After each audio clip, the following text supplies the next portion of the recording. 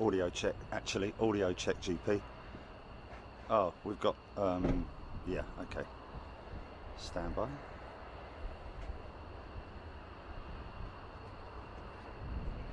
It's going to be off the proprietary.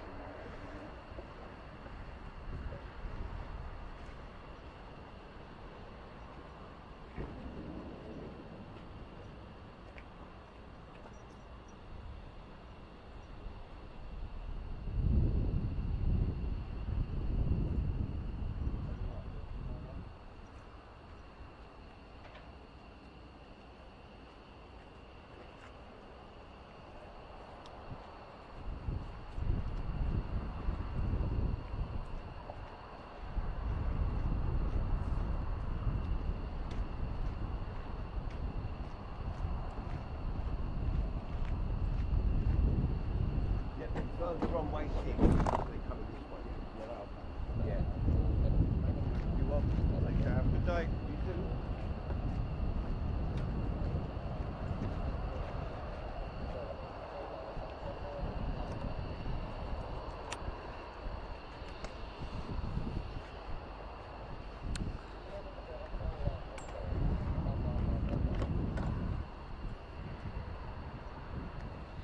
Okay, standing by for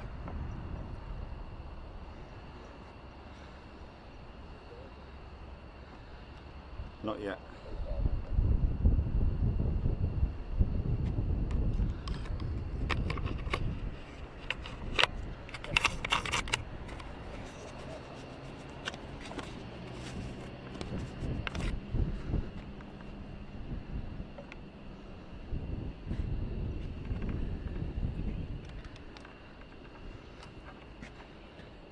Okay.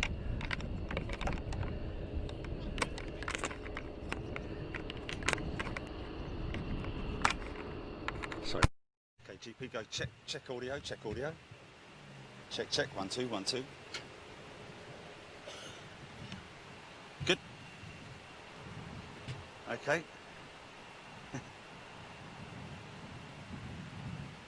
Gotcha.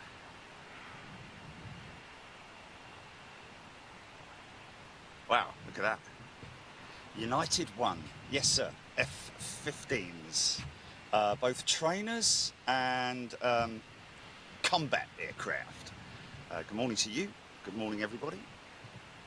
I'm just going to go comms GP, go comms please.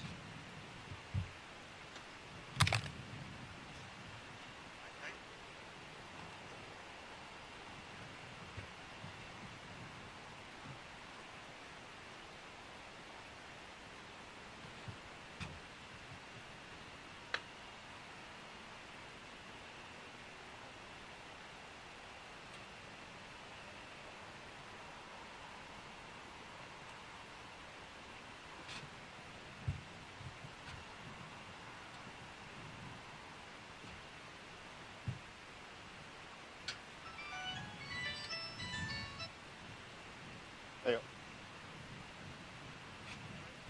Morning. How are you, sir? Good.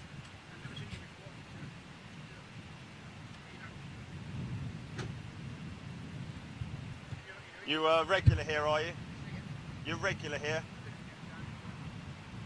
We've got some Saudi F-15s coming in later on. Yeah, but not till about 7 o'clock tonight. So.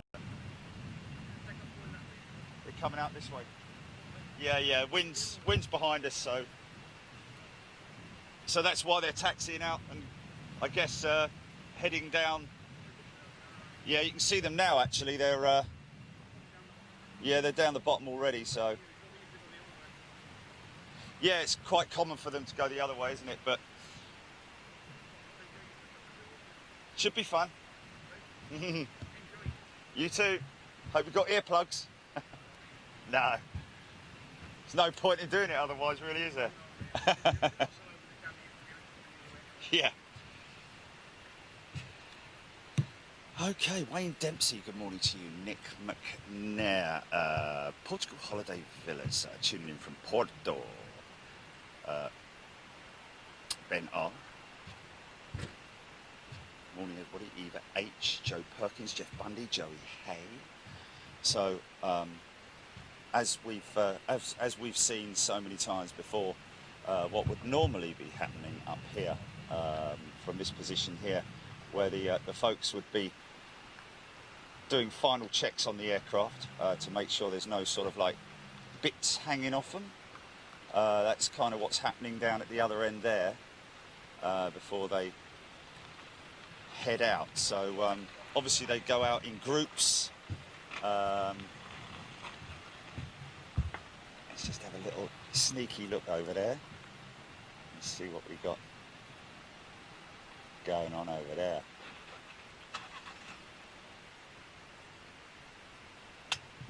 So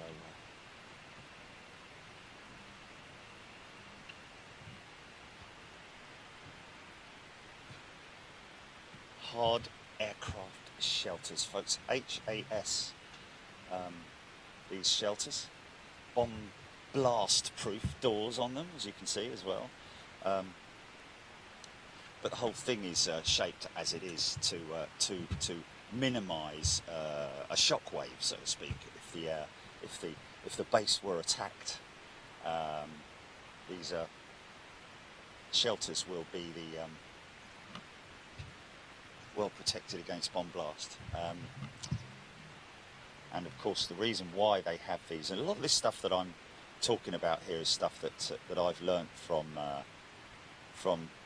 our military friends who are regulars here on Big Jet TV, as well as newcomers. That these doors are actually the hard aircraft shelters are built in such a way that they can fire up the aircraft inside the shelter without the need to open the doors until the last moment, so to speak.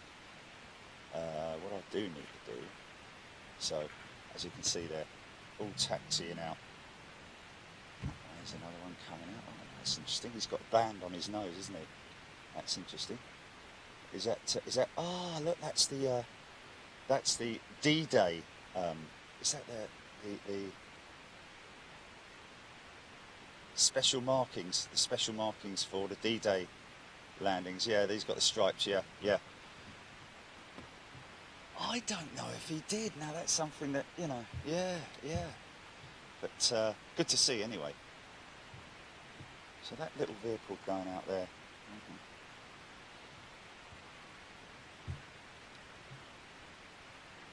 Okay, we do have our first aircraft making its way out now. So just be...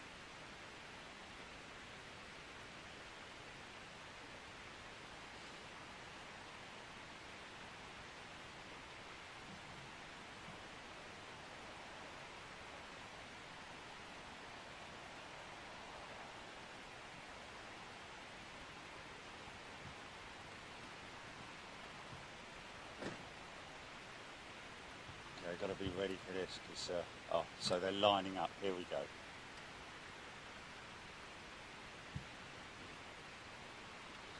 Wayne Dempsey, Paul Keys, Max Woodman, Tony G and Campbell. United 1. Eddie Walder. Jay. Good morning, everybody. Hope you're well. Yes, indeed. Thank you for the stars. All very much appreciated.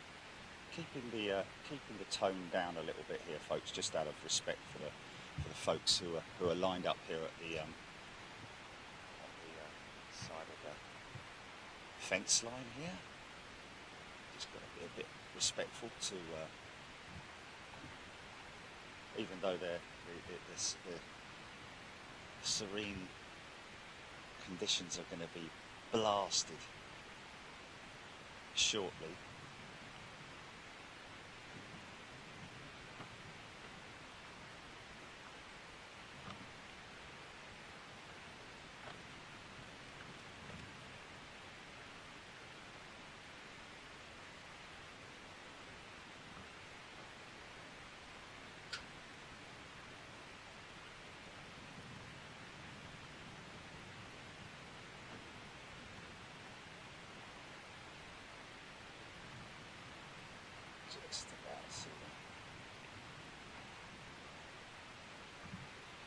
So we'll have probably around about 20 minutes to half an hour of departures here, and then we can jump on the comments and have a good chat. Yvonne Heelan, good morning, Yvonne.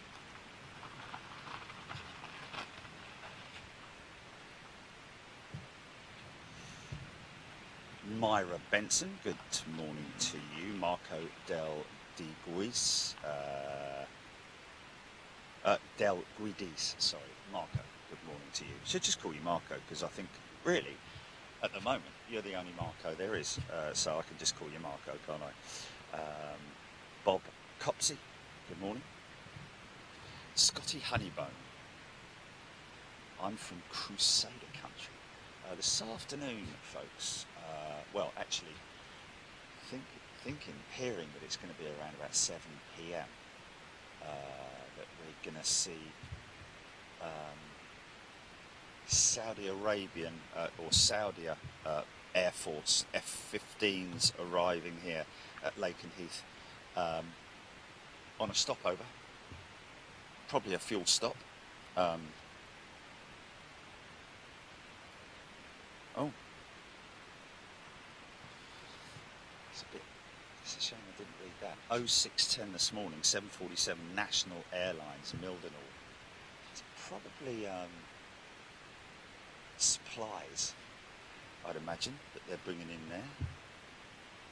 Could have some activity down at Mildenhall a little bit later. That's the plan, folks. What we're going to do is we're going to get the departures out of here this morning, and then head down to Mildenhall, which is literally a 5-minute drive down the road, which is where you'll see the tankers.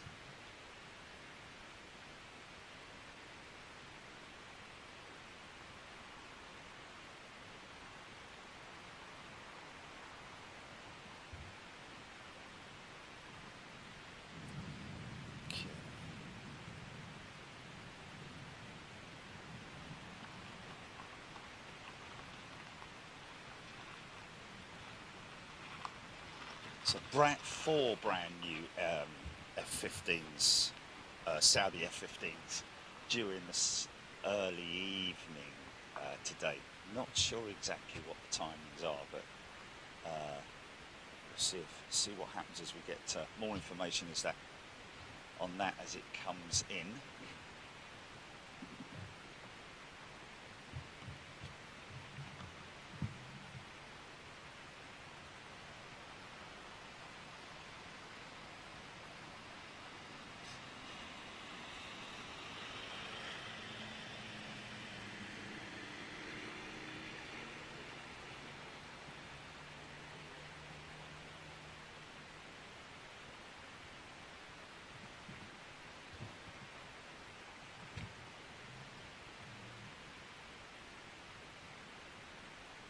That's a ops vehicle possibly, doing a FOD check maybe.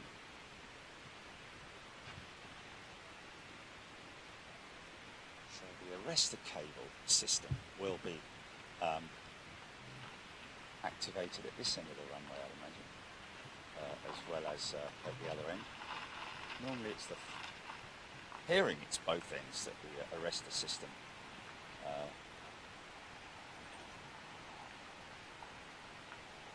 so there they're lining up. United States Air Force F-15s.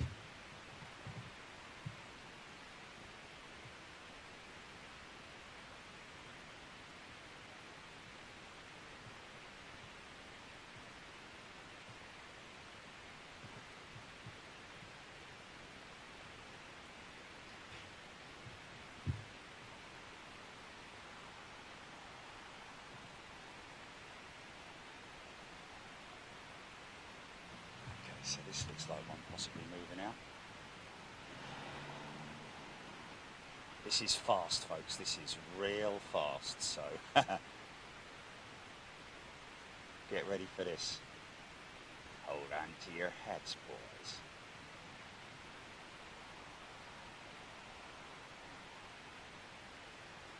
And girls. Here we go. He's lined up. He's no messing around here either.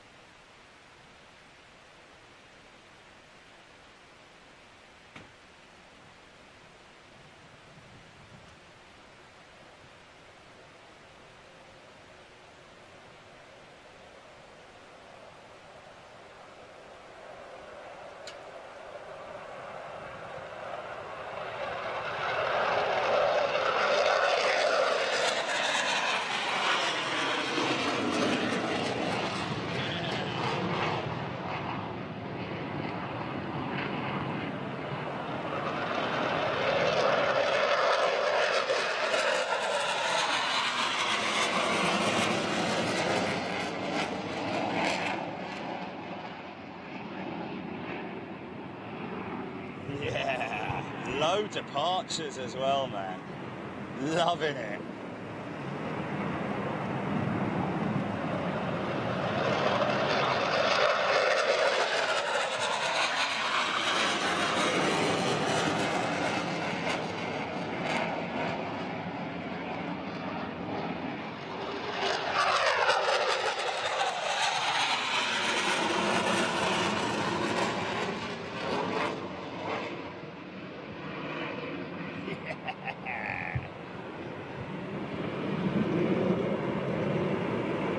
That is nuts, man. Yeah, more coming.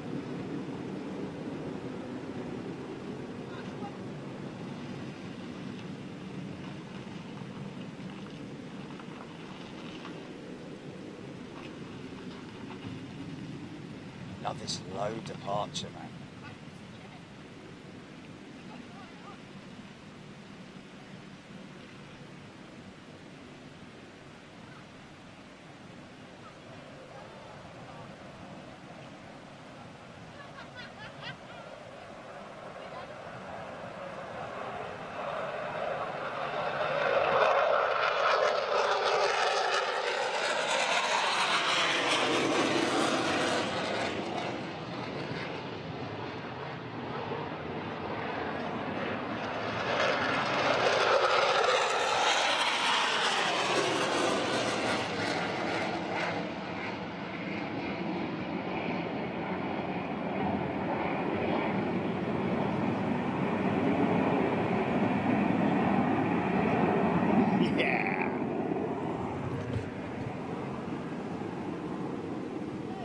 More. What more? Oh, this is the D-Day. The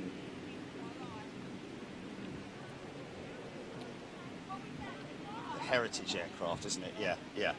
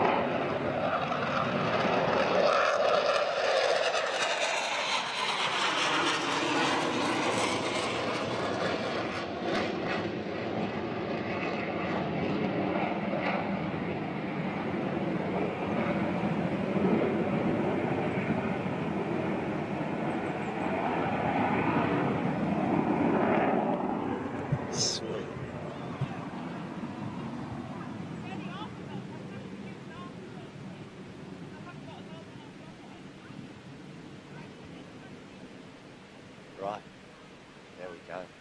How about that? Okay, home of the Liberty Wing, folks, if anybody's interested. There's a lot of things that you can visit, actually, by the looks of it. You can visit here.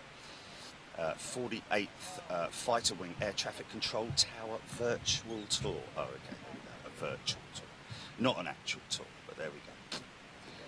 grab your cameras. 23 minutes ago, this is on the RAF Lakenheath Facebook feed. Grab your cameras. We're turning the dial up to 11 on operations this week. There's going to be a whole lot of flying. Wow, how about that, folks? Yeah, we like to hear that, don't we?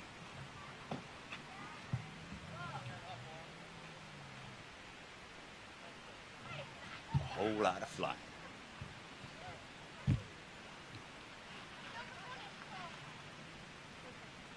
So let's just fill you guys in.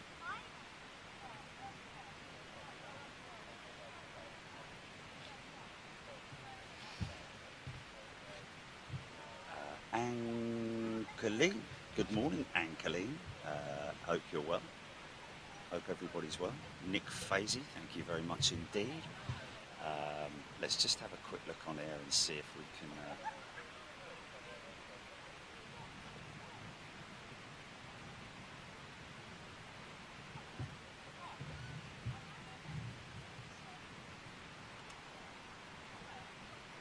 So there's a surge exercise this week, folks, which basically involves fighters from different squadrons.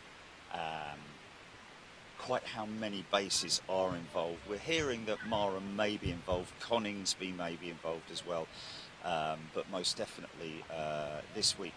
We were due to have some F-22 Raptors arriving here today, or at least over the last couple of days from the United States for the exercise, but apparently that's not happening in terms of them being here. However, the exercise will continue to go ahead.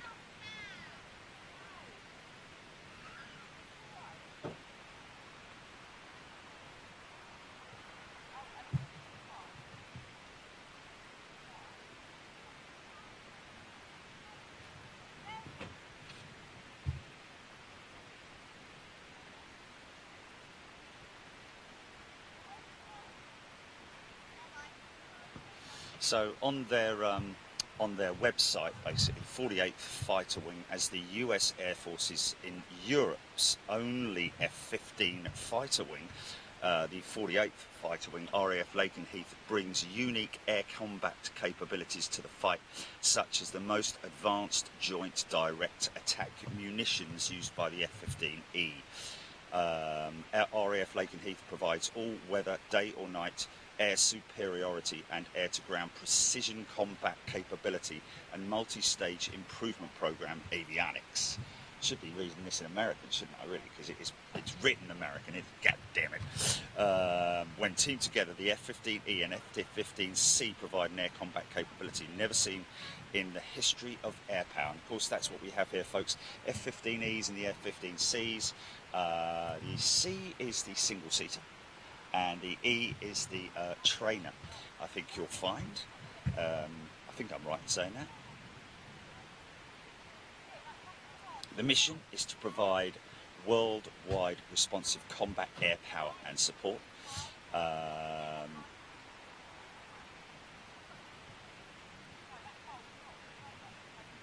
course, as has most stations, as well as airlines, as well as everything, putting out economic impact statements from problems that they've obviously had with the COVID-19 crisis. But you've got to carry on, haven't you? You've got to continue to offer that security in Atkinson. Thank you very much indeed.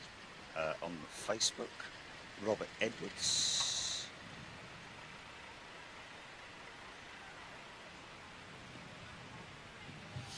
Yeah, so just seen a Facebook post from the guys here at the 48th Fighter Wing at Lakenheath saying we're turning up the volume to max, so be prepared.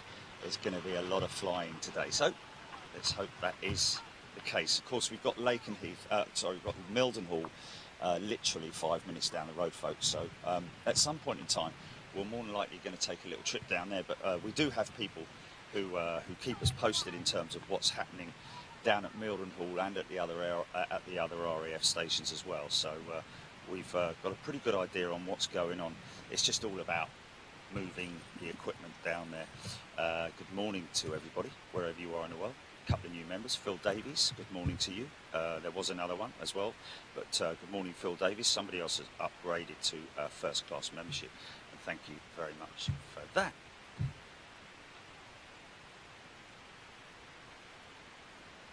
Harry, good morning to you. Angela Coop, Neil Garland, Daniel Morgans, showing you the belly, yeah, the belly of the beast. So, let's just see what Ender Burke showing everybody his fantastic photography, and especially that AN225 shot from underneath. That's a proper belly shot that he shot there while she's cruising at 35,000 feet. Rachel Dickinson, good morning to you. EGPX. Wow, loving those wingtip condensation trails. I didn't even notice. Did we get that? Did we get the wingtip condensation? Wow, cool. How cool is that? Andy Kitson, good morning to you. See us here tomorrow. Matt Smith. Mr. Bobsy, good morning. John Grinham. Ian Richardson.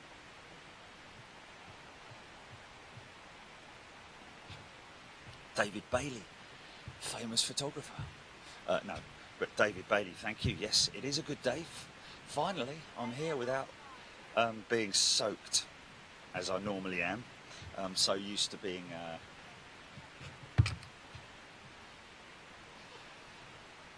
floating on the van. Melvin Laycock, Mark Webb, Alan Phillips, good morning. Debbie Speller, Kevin Hughes, Kieran Barrett. Kieran, why are the F-22s not coming over? I'm hearing, Kieran, that apparently one of the pilots tested positive.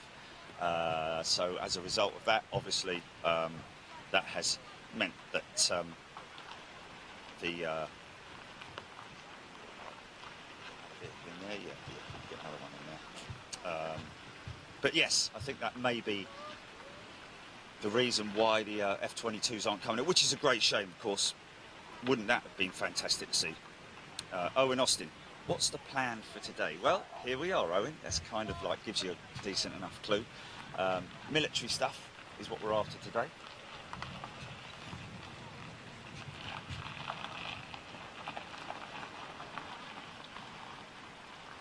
Wade Perry, yes.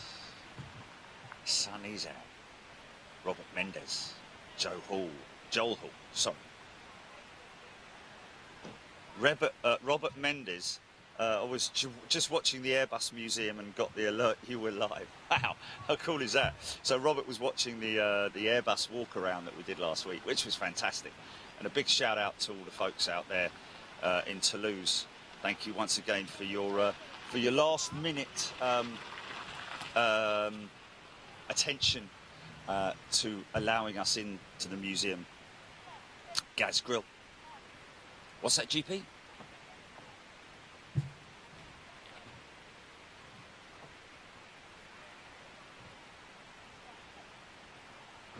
Oh, got a salute from the force. A salute from the first. A salute from the first, as in the first aircraft that went out. How did we catch that? That's impossible. Really?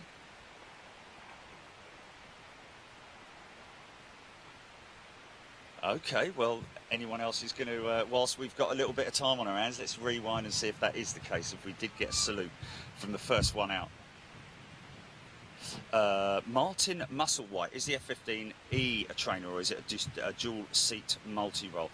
The F-15E, as far as I'm aware, is a, sorry, you're right, it is a dual seat multi-role. So I think the F-15C is, unlike the the Eurofighters that we see, where you've got a twin-seater and a single-seater. The single-seaters are the attack aircraft, whereas the dual-seaters are the training aircraft. Whereas the F-15 is the rear seated pilot will be the bombardier, so to speak, handling all the laser-guided missiles and so on and so forth. Whereas the guy at the front obviously links up with the guy at the back. But yes, indeed. So yes, I was wrong in saying earlier on when I said that the F-15E is a trainer. It isn't. It is. Well, I guess they would use it as a trainer, but also as a multi-role fighter bomber, I'd imagine. Good. Anyway, there we go. So Chris, yeah, interesting. We'll have to have a look at that. He did like a wing wave, Ben R saying. Okay, Dabash mode, first jet flashed his belly really sharply, sort of felt like a salute. Well, they all seemed to do that, didn't they? They all seemed to do a kink right, so yeah, maybe that was what that was. Matt Smith, I noticed a cheeky wing wave from the first jet. No, Stephen, not quite this morning, just being a little bit respectful for the people that are around us. Obviously, there's a lot of people here, and I can't be shouting and screaming my head off like I normally do. Sean Truman, no mini rolls today. Too hot for mini rolls. Mini rolls are a coffee thing at home. Jimmy Adams might be up tomorrow. Got any car stickers for him? Not got any car stickers. Got stickers for you and your 4-year-old Jimmy. Most definitely come by and say hello. Got a few fridge magnets as well. So if you want 1 or 2 of them. Mel Singleton, good morning. Lucy's wearing her beloved military planes TV shirt. She's very excited for Afterburner Week. Oh, how sweet is that, Mel Singleton? United 1 747 pilot. I want to go deaf by the end of this stream. So he's changed his name from United 1 to United 147 pilot. Wow, that would be cool if he was ex-747 United pilot. Wow, there we go. Dick Dastardly, good morning to you. Alan Yalden. Where's the naffy? That's the one good thing today. We shouldn't get any issues with engines running and the like, because obviously people are not needing to warm their cars up. One would hope, anyway. There he goes. John Grinham, looking forward to September on Big Jet TV. Oh yeah? What's happening in September?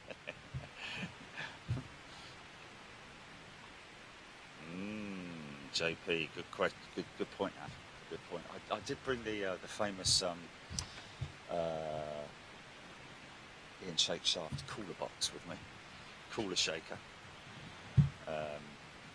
Planes Body Wingway tuning in from a sunny Truro. Good morning to you, Mikey van der Aaron. Good to see you here, Mikey. Hope you're well, my friend. Hopefully catch you on the next trip out to Schiphol, which shouldn't be that far down on the agenda, just so long as you don't get locked down. Owen Austin, yeah, well apparently these guys have just put out a Facebook post to say that they're going to be doing a lot of flying today. That's their statement, so we'll have to see. Jazz M, yes, going to be heading over to Mildenhall a little bit later on. Ross Kennedy, good morning to you. Simon Farr, yes, it is a hot one already. We're going to have to... Unfortunately, I left the bleeding hat in the golf bag, haven't I? So there we go. GN Man, Gem 747, west to east, high west to east. Not seeing anything of that at the moment. Keep an eye out.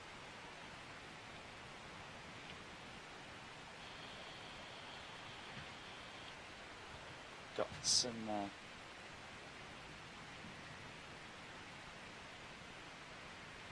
high-flying birds.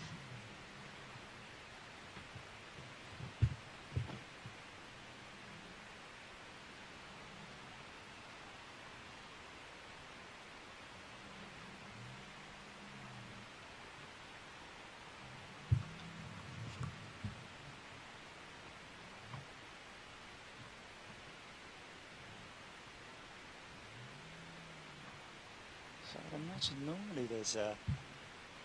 Ah, I can hear a start up.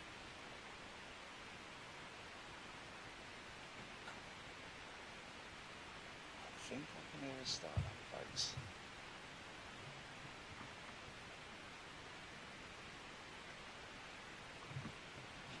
Imagine having that parked up outside your house, eh?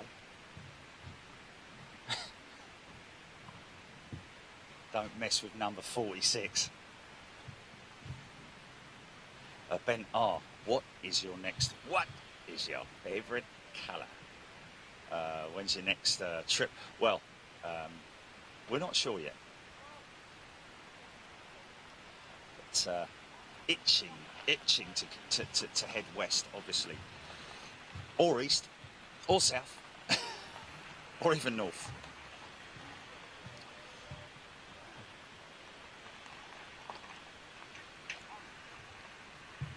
Patsy, good morning to you from South Wales. Looking forward to the day. A bit like Toulouse at the moment, isn't it?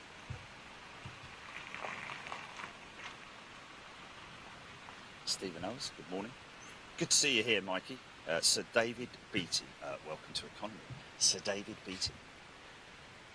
Sounds like you should be reading the news. Wissam, how good was the MotoGP yesterday? Yes, how good was it? Not a Honda in sight. Taka Nakagami, I think, was the best placed Honda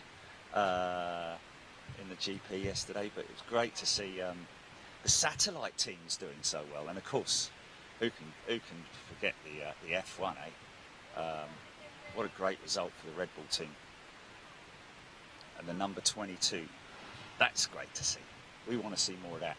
Let's build in a bit of tyre degradation into the tyres. Let the tyre technicians build in, a certain amount of blister, not blistering, but build in a certain amount of degradation on the tyres, so that the driver, like Verstappen did yesterday, has to, look after your tyres. You can't just rag the hell out of it like the McLarens did. But I think it might have something to do with a rake, which we've seen when we talk about the rake, folks, which is the pitch, the angle of the car.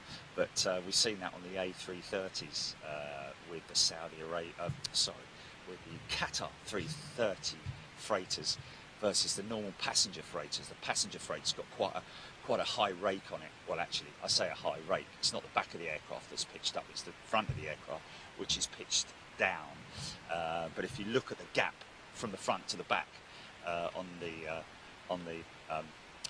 Red Bull cars, it's considerably higher on the back than it is on the Mercedes and other Formula One cars. But that may have been the reason why they were able to look after their tyres a little bit better, because there's less downforce on those tyres, less pressure, should I say. Headley Everest. Is it Everest? Yes. Good morning, Hadley. Hadley. Good morning to you. Welcome to Big Jet TV.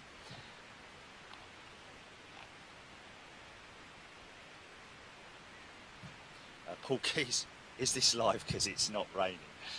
He's a little bit confused, understandably so. No, we are live, believe it or not. Lakenheath in the dry. I think this is the first time we've ever encountered it. But, I think people were maybe expecting a little bit more. Is anybody tracking those jets that just went out?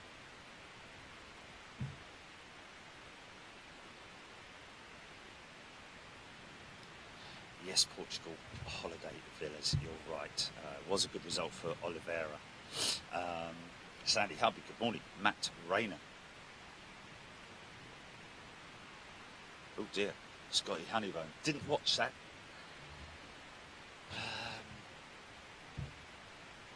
Architect Design, Paul Keys, Ben R, Jackie B, Hadley Everest. Good to see you here, Hadley.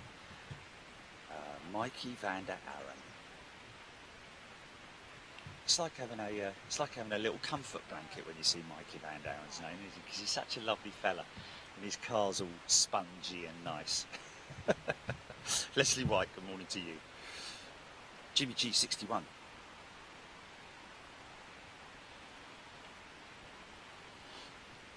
Oh. Elvedon Centre Parks. Is that near here then? That must be near here, because he's saying, okay, my favourite place for the kids and to watch my favourite aircraft in the world, the F-15s. So while the kids go and play, he just sits there with a cold drink and watches the F-15s go out. Brilliant. And of course, might be close. Do what? Oh, okay. Might also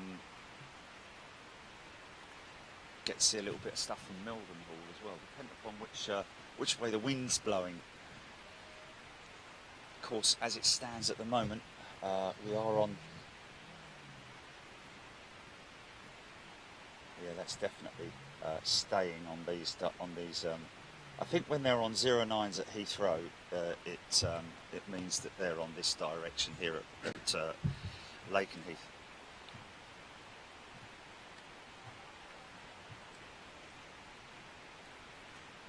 Alan B, yes, good result for Hulkenberg. The Hulk, definitely.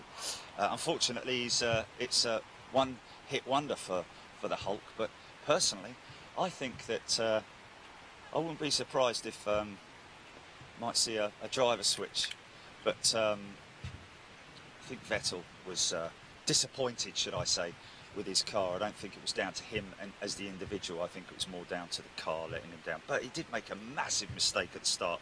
But anyway, Hadley Everest, where is Lakenheath in the UK? Norfolk is the best way to describe it. If you're flying out to, is it Suffolk? Well, Suffolk, Norfolk, isn't it? It is that sort of Suffolk, Norfolk. Is it not? No? Well, I mean, if you fly out, when I flew out to Schiphol a couple of weeks ago, I looked down and you could quite clearly see Lakenheath and Mildenhall very, very close together. Well, they would be when you're up at 30,000 feet.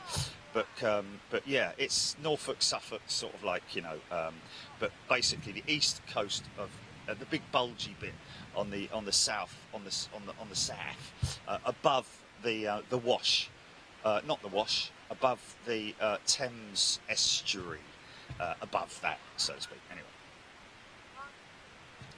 Oh, there we go. Talking about the Wash. Martin Musselwhite. I've been out to the Wash whilst the F-111s and A-10s have strafed and bombed targets on the marsh. Wow. Delphine Riley. Good morning to you, Jamie Rees. Reke Rat. G'day. Thomas Force. F-16s aren't based in the UK. Ah, John, just talking to John Grinham there, yeah. They're based in Germany and Italy, yeah. F-16s out at Ramstein, isn't it? I think. And Roy Clarenbowl confirming that Lakenheath is in Suffolk, near Cambridge. So if we're going to be absolutely correct on our geographical position. Yes, Kieran, I agree. Leclerc did have a good drive, put in a good result.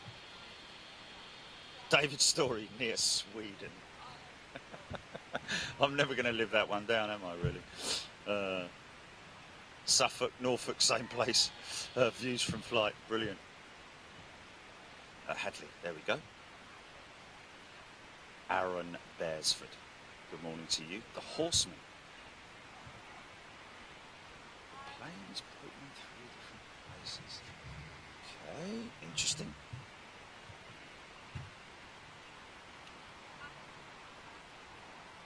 Lee Fullard. Yes, well, we are planning to do a show from Marham, possibly even this week, depending upon what manoeuvres are happening and what exercises are happening. Obviously, you know, we rely quite heavily on what information we can get, and you know, we're very lucky to have a couple of folks out there who are able to give us some first-hand information on what's happening in the skies over the UK. Sandy Humby, just north of the Newmarket. Okay. So you need to be aware that these jets could potentially appear.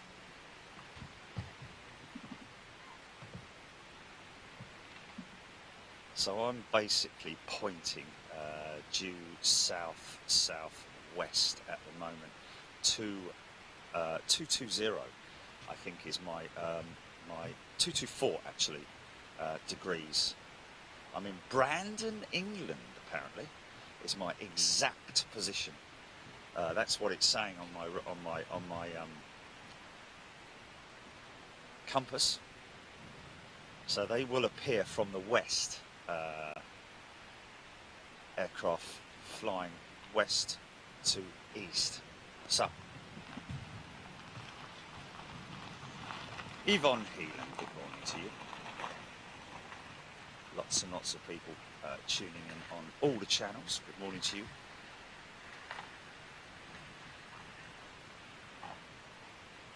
Wow, Hadley Everest flew into London, UK in January on the Qantas 380.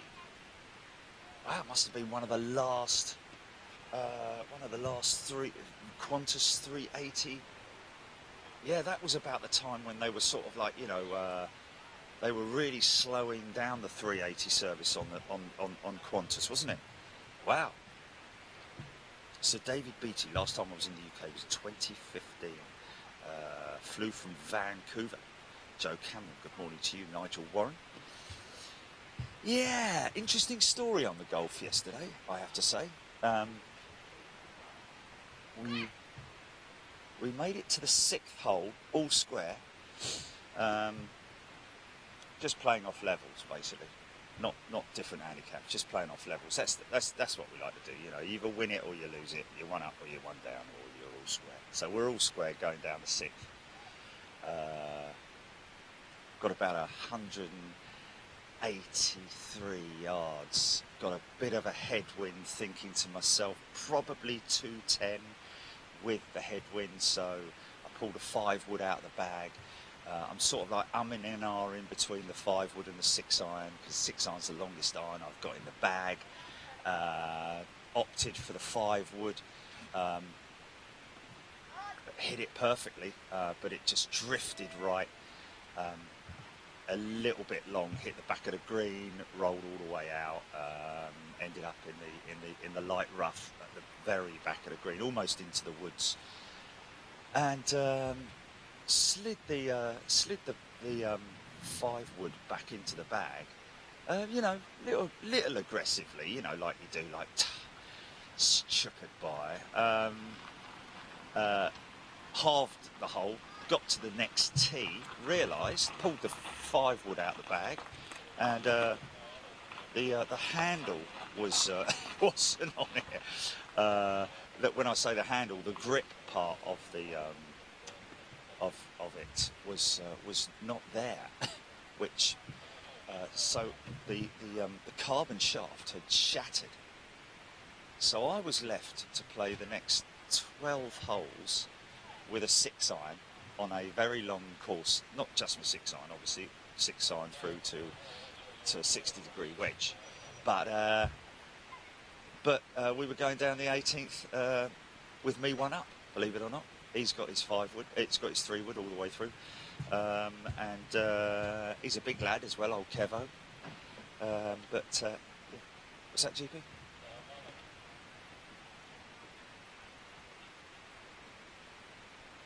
I didn't see it. No.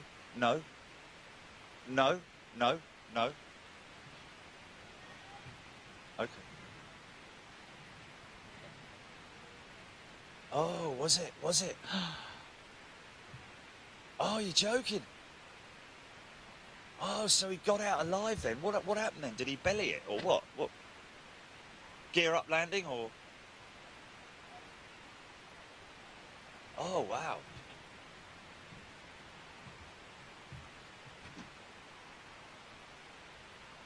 Kit Kat 63 golf stories with Peter Alice. Oh, wow. That's crazy, man. Let me just Where can I see it? Can you send me a link to that, GP? Possible, please.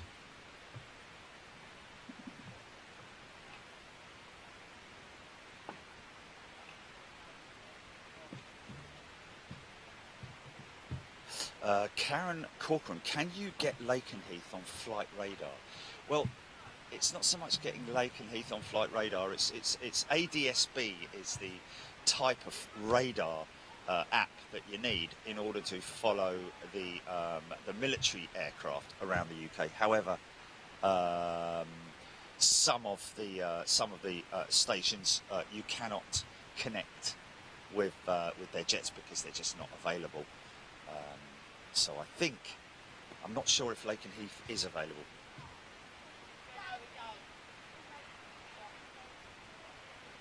Steve Green would have loved RAF Coltershall. It closed a few years ago when we were on holiday. We would go to the end of the runway up Farmers Field, only a few feet away from the Jaguars. Yeah. Mildenhall runway 11 today, so departures will be passed right to left above the F-15 your camera's pointing at. Okay, right to left. Okay, I'm with you. So therefore, if we go to Mildenhall, that means they'll be lining up and going out straight in front of us. Leslie Pike, well played. What's your handicap? Well, you know, because I've been doing this now I used to play golf 3, maybe even 4 times a week, but now because I've been doing Big Jet TV in the last 3 or so years, 3-4 years, I haven't played very much. So handicap's gone up from sort of like, it was below 10. I've played as low as a 6 handicap when I was in my prime, so to speak. But now I'm probably playing, depends on who I'm playing. If I'm playing someone who's off a 10 handicap, I'll play off a 10. Yeah, if I'm playing off someone who's off a 9, you know, depends on how frequently they hit 9, because really when you're playing off a handicap, you're not expected to hit your handicap more than a few times a year, you know, in other words 36 points, because otherwise obviously you shouldn't be on that handicap. Oh yeah, the Sea Fury at let's just have a look at that.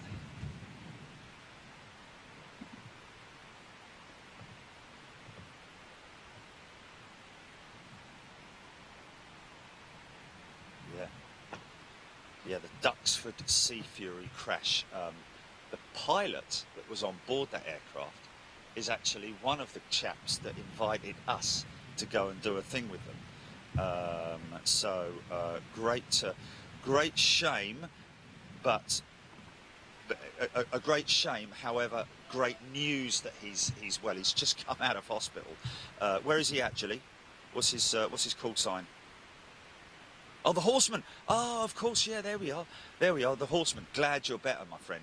Are you laid up at the moment? Wow, we'll have to get a sort of like blow by blow account of yeah, of course you're going to be in shock, aren't you, man? But you're going to, you know, be obviously we don't want to sort of like, you know, upset the apple cart, so to speak, in terms of like, you know, constantly having to relive the situation, but glad. What's important? Aircraft can be replaced, you know, but the man who was flying it, Horseman, glad you are better.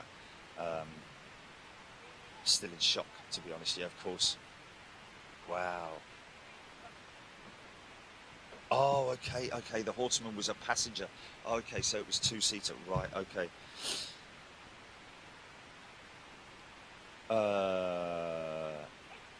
Peter F, USF or C-17 just past Norwich.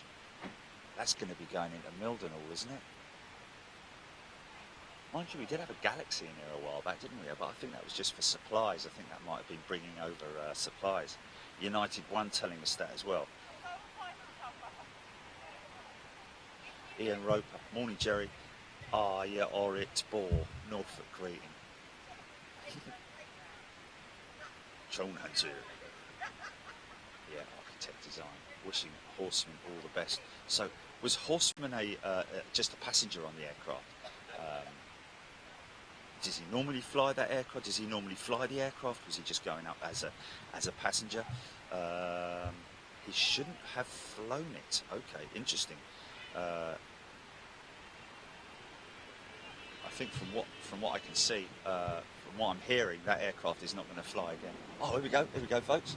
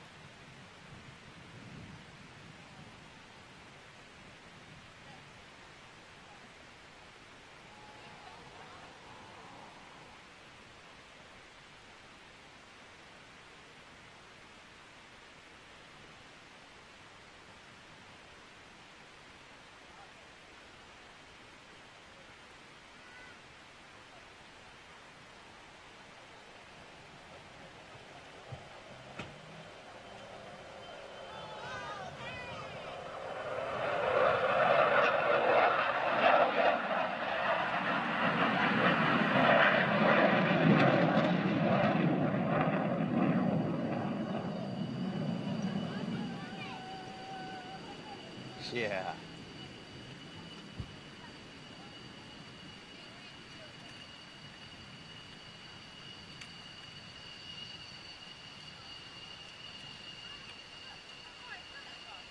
That's a C variant, folks.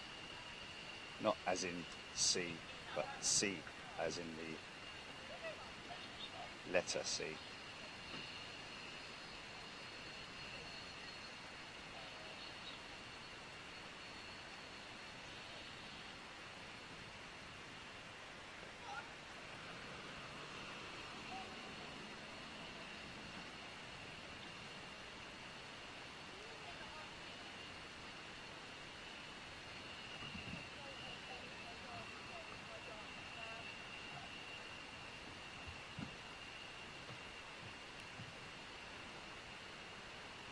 C-17 passing northwest of flight level 30. Okay.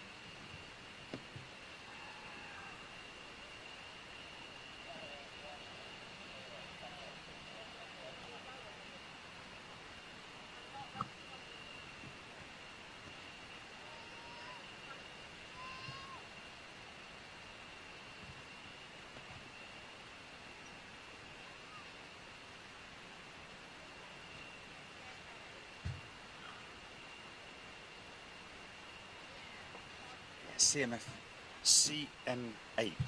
Aviation mentioning about how cool it is they do a wheelie to slow down.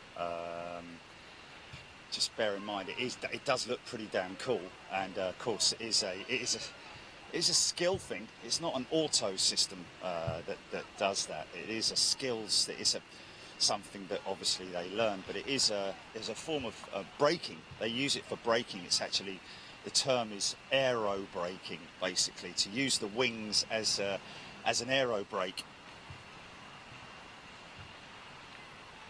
The horseman confirming there, of course. Thank you, my friend.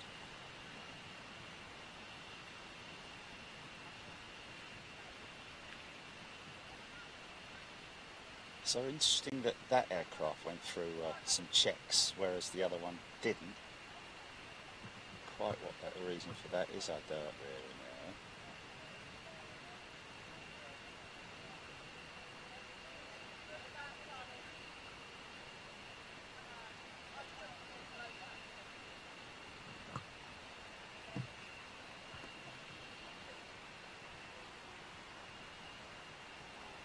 What? Yes, no, I know, I read that earlier. Possibly much the same as that Kalita 747 that was there last time. It may be just taking in supplies. You know, anything from sort of like, you know, Dunkin' Donuts, you know, Twinkies or whatever they're called, corn dogs.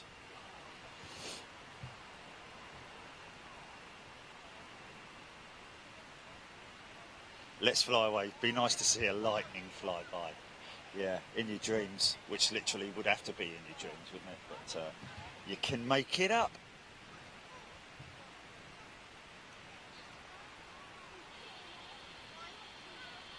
Interesting.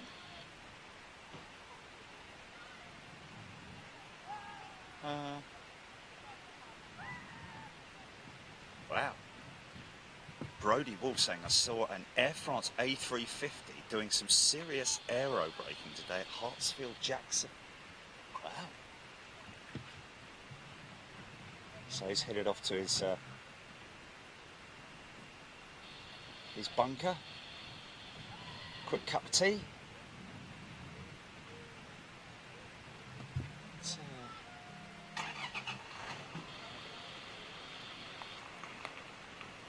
It's hard that there's a plane down there, but this isn't.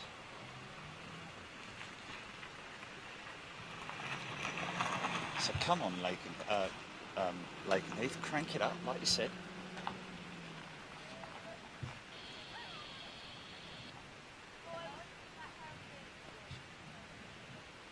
Corndags, David Mark Roylance, thank you very much indeed, Mark. David Mark Roylance. I bet the jet fuel smells great. Can't smell it from here because obviously the wind is behind me and it's blowing away from us, if you can imagine. So not getting any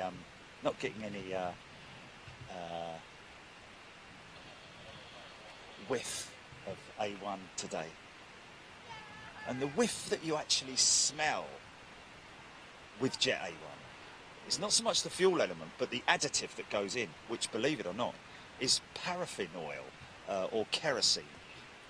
That's the smell that you get when they, particularly when they fire the engines up, as they sort of like as the injectors get things moving,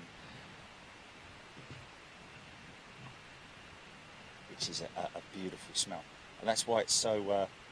That's why it's such a nice smell, a bit like your old petrol-powered lawnmower. You remember that, the old two-stroke lawnmower that you used to have to put two-stroke petrol in, two-star petrol, sorry, and then your two-stroke additive oil, which gave it that lovely aroma, which obviously we don't have anymore. I remember, I'm that old that I remember going down a petrol station after getting two-star before we had the old unleaded.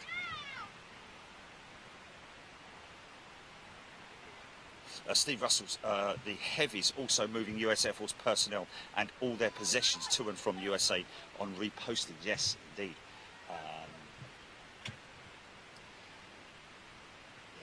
of possessions, you're not going to sort of like bring your bedside cabinet and your toasted sandwich maker, are you? You're going to bring the basics with you, your toiletries and all that sort of thing, your clothes and stuff, and obviously. Oh, can you hear that? We have jets firing up, folks. It's another squadron firing up.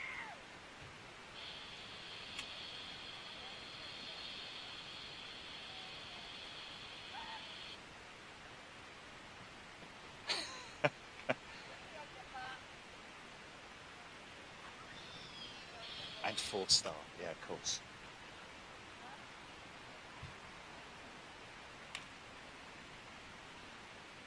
That's why your engine used to ping quite a lot, because you know, the timing needed to be 100% the old style timing.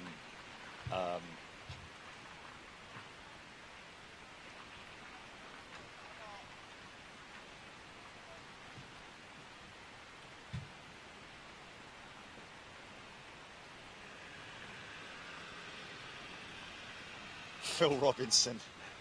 Okay, fair enough. What, you drove down a petrol station specifically just to do that, did you? Jimmy G61. Neil Osborne, bring on the noise. Yes, we're waiting, Neil. Smells like someone's got a pipe on the go. Hey, shit. I love the smell of a pipe, I have to say. It's a lovely smell, isn't it? Well, maybe not for some, but...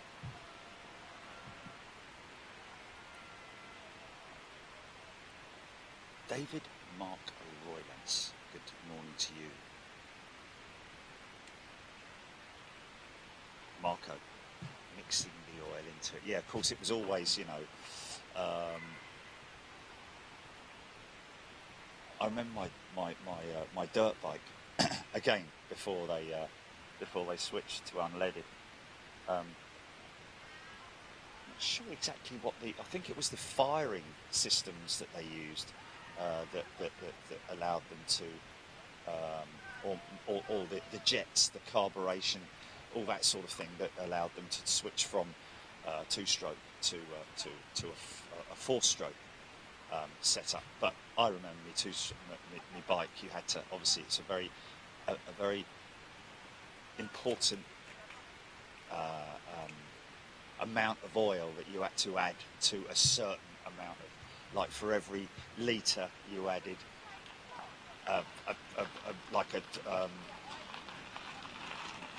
less than quarter of a litre of oil to a litre of fuel. I'm not sure exactly what the mixtures were, but let's tank it. Absolutely, my pleasure.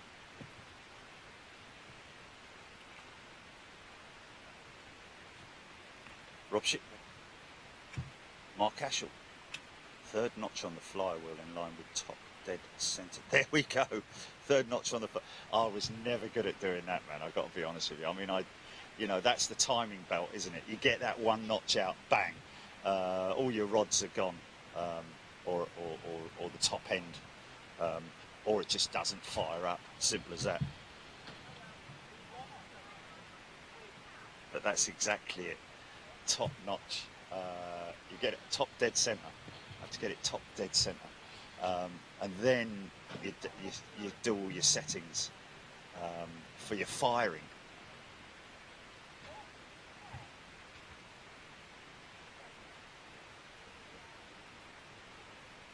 Steve Green. Yeah, I do like Speedway. I've been to a couple of Speedway races. It's pretty gnarly, especially as they don't have any brakes. I don't know, a lot of people may not know that, but Speedway racers don't have brakes on their bikes. They rely purely on engine braking.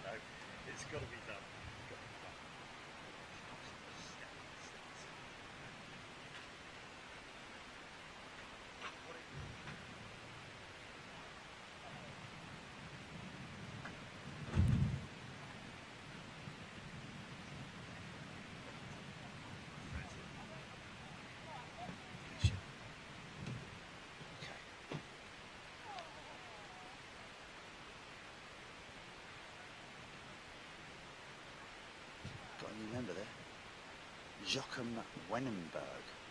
Welcome to first class, Joachim. I can definitely hear jets firing up.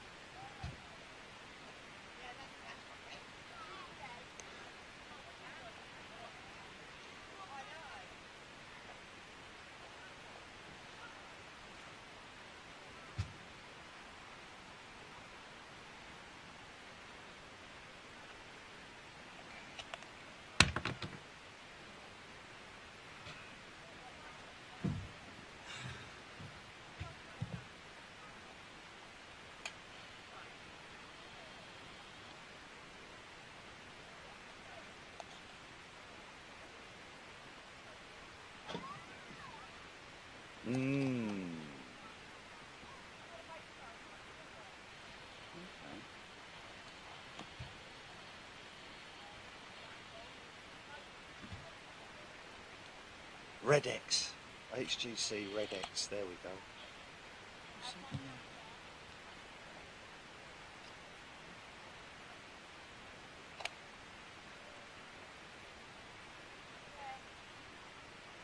Two shots of Red X. That's what we're talking about here.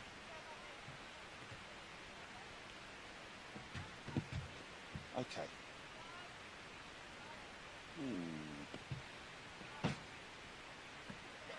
Need to find out.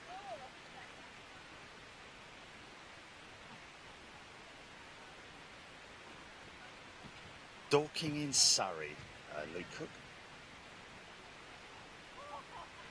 Yeah, we've definitely got engine start. We have definitely got engine start. Oh, hello. Is that...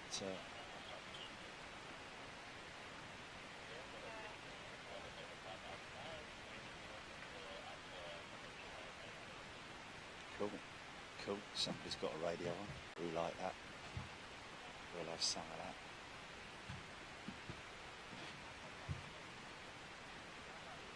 Yvonne Healing, yes. Quiet for now.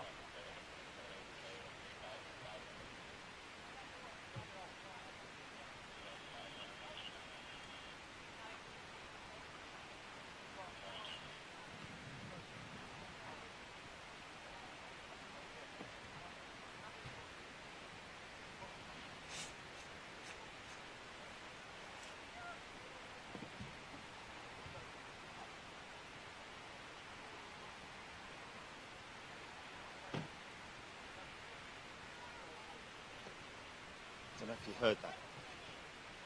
Can you hear that ghostly noise, folks?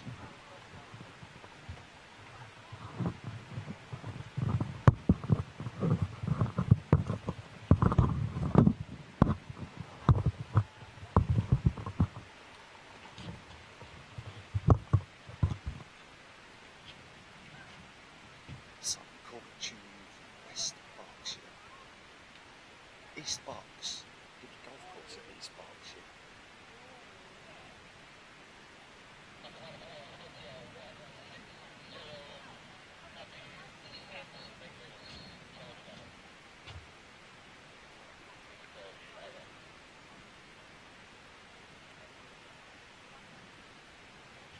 Ice Speedway. The Ice Speedway. Now there's a sport that's pretty gnarly. And there's actual metal spikes in the tyres, specially constructed spiked tyres. You don't want to be coming off and getting your hand run over. Put it that way. John Brennan. You won't hear an F-16 take off, you'll hear an F-15 take off. But John, yes. Speedway Chips used to run the truck shop at Reading Speedway. There we go. That's why it's called Speedway Chips. See? There's our...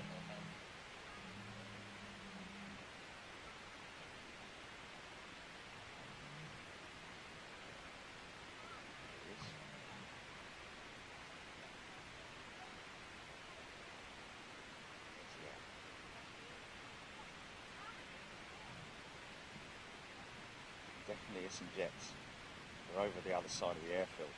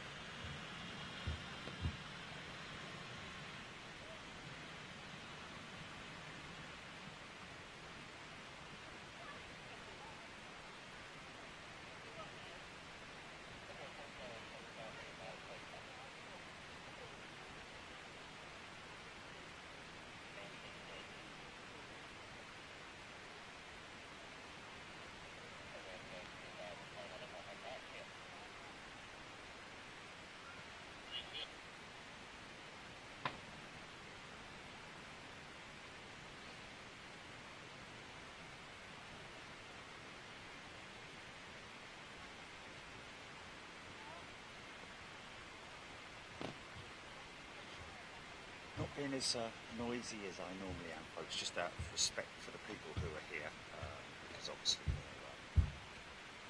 a lot of people in the parking lot. Just, all the way down there, we've got parking up over here, and of course got all the folks over on the other side as well, and that's where we were the first time we came. Over there, all huddled together in their little groups. All the regulars here. This fella here came and said hello this morning. He's a member. Gave him a sticker and a fridge magnet.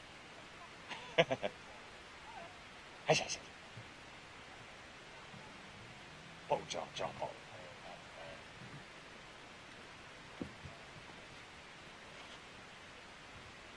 Horsemen. I'm going back to Duxford this weekend to see what we can do. Interesting. Oh look, there we go, there's one going out there, look. That one's going out of Mildenhall. Is that KC? Is that a tanker?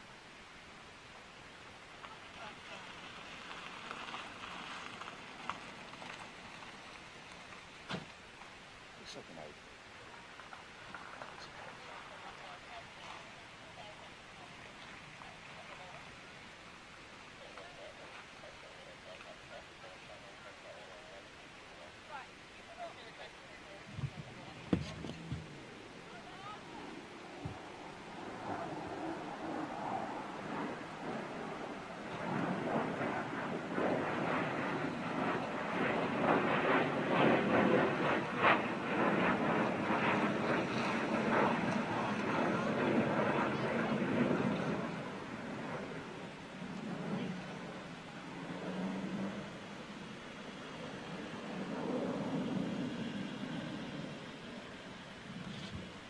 The second one in that group should possibly do a touch and go manoeuvre. So let's keep an eye on the second one.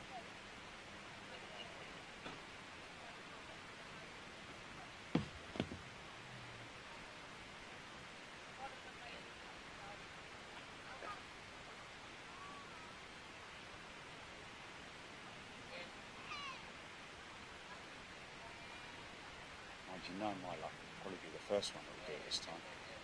So we'll check both of them.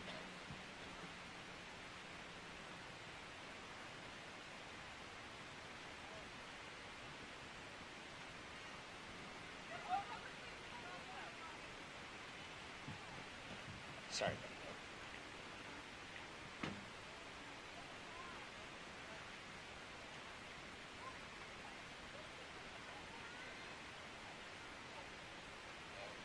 It's a bit of a shame that little hut is positioned right where it is, but hey, what can you do?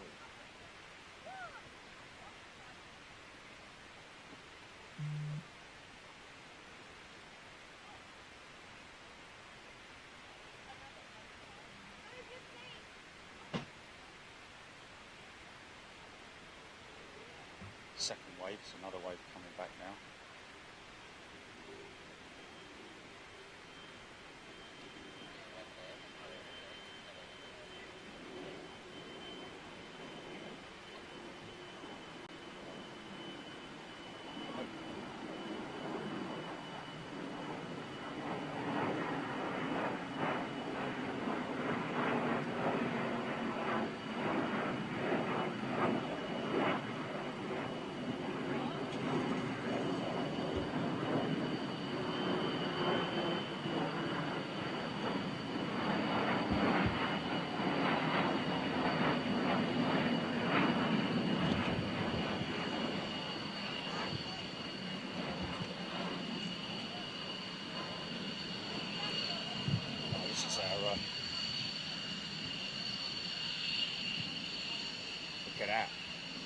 Look at that.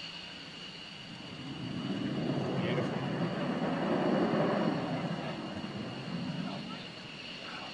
These guys supported their boys on the beaches. With just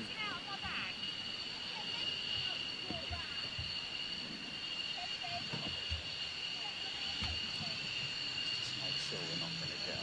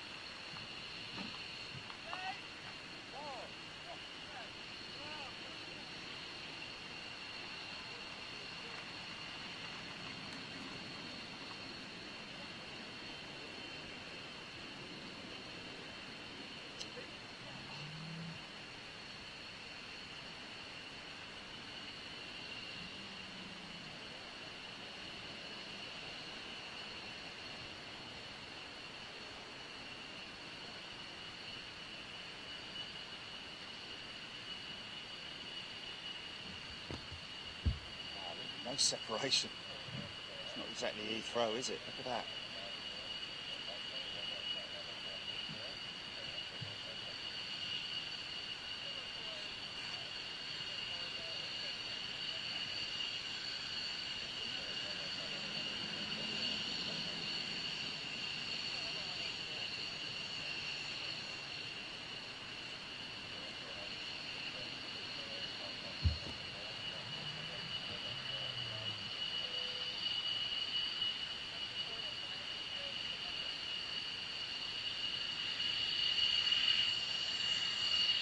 So that Heritage jet, folks, wow, they're going to be a chopper in there.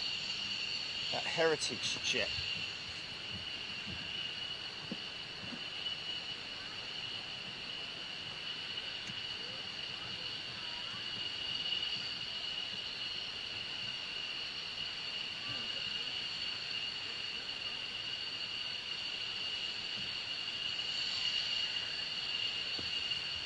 So it was the, I think it was the P-47, the Thunderbolt that they used to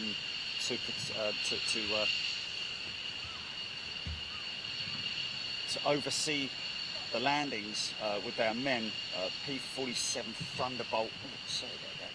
It's quite annoying. That is actually. I think I should put that round the other way because that's going to keep happening, isn't it?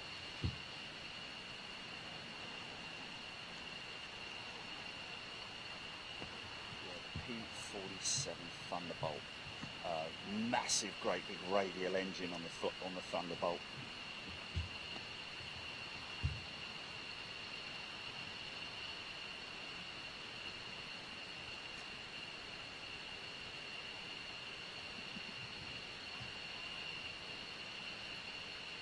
So they used to fly the F-100 Super Sabres here. At the 48th Fighter Wing, I believe, before switching to the F-15 Eagle, Strike Eagle. Oh, here we go, look, here we go. The next set coming out. Lining up. Yeah, that nose marking has been there, Gilly, since... yeah, it's just something that we maybe didn't notice before. The jug, there we go, yes. And there it is. The only one airworthy jug is actually also at Duxford. What an incredible sound that thing has. Well, to be honest with you, any aircraft that has a huge radial engine, more or less the same sort of like radial engine that powered the B-17 Flying Fortress as well. So, you know, good that they've got a Heritage jet.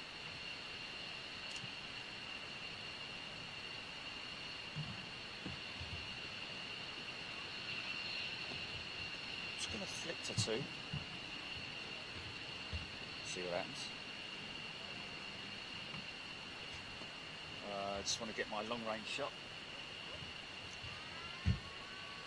Kelvin Grant, good morning. Michael Edge, good morning to you. Elaine Bird.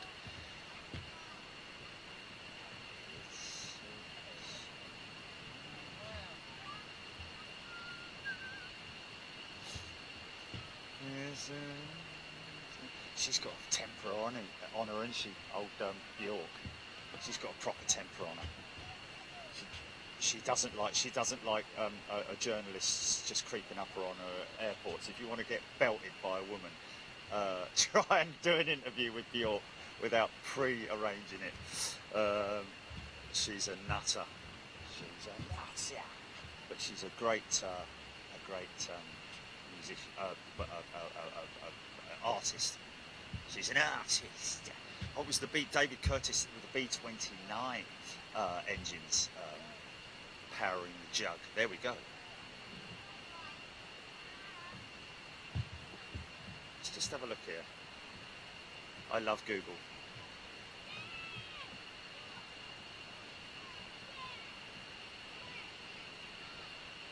Pratt & Whitney R2800 double wasp. What an incredible piece of machinery that is.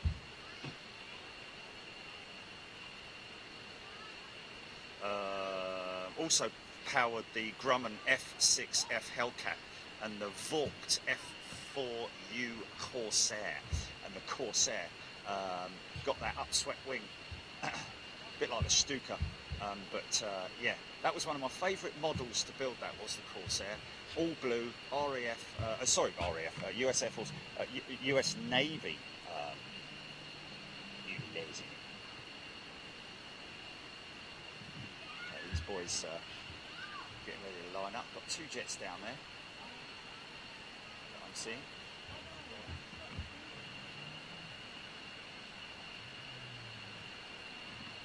Look at that shot. That is clarity. Loving that. Girls and boys of the... So, would they then be putting the pins back in, I'm imagining?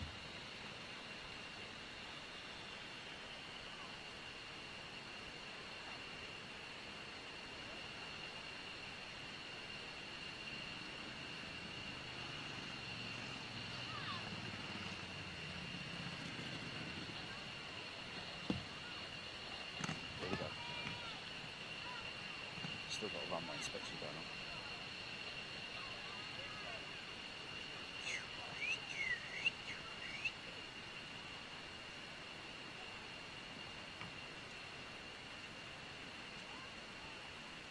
Easy, son. Still got the step ladders in his eye.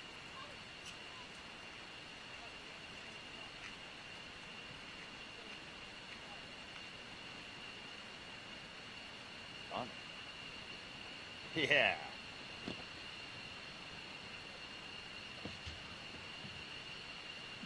Thunderbird straight. Lynn, you're right. At least it is sunny. God, we've had some miserable times here, haven't we?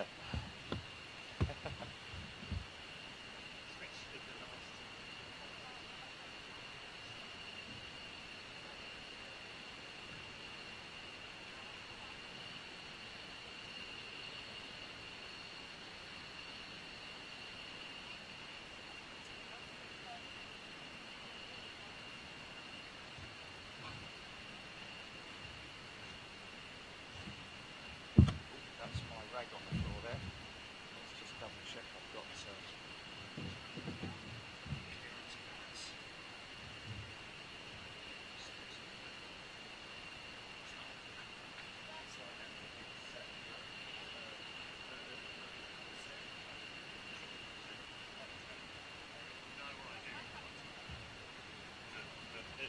it is instead of the normal way that I have to literally yank myself up the backs, the access steps on the van. I've now modified it with my step ladders to be able to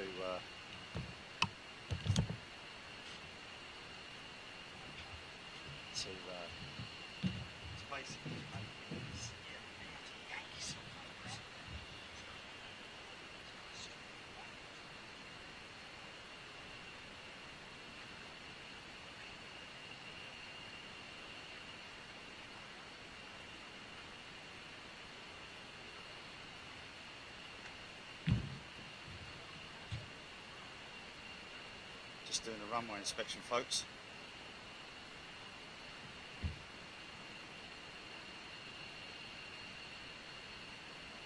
That's what I'm talking about. God bless you.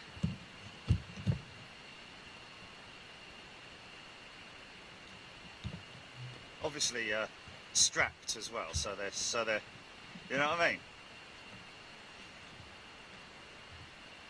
No, but with a bar at the top.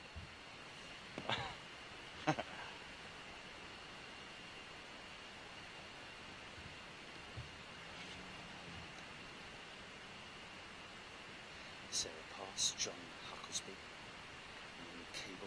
Good morning to everybody watching. Keith Cornell. Jerry, I was here when the F-111F were here, and a flight of 6 EF-111A electronic version flew over en route to RAF Lakenheath. Electronic, is that electronic warfare jamming stuff or something? Jamming? Is that electronic warfare jamming stuff that you're talking about there, Keith? Daniel Morgan, going to be moving around today. Well, I mean, we don't want to miss anything, obviously, but going to try and see if we can head down to Lakenheath, Mildenhall a little bit later on, just to get some more movements. Okay, looks like this runway inspection has been completed. Got a couple of. Looks like a couple of E's, but it might be C's. I don't know. I don't really know.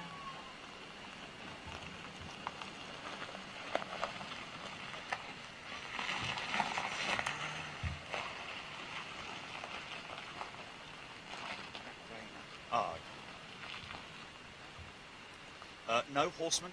This is all. It's an all US Air Force base, even though it's RAF Mildenhall.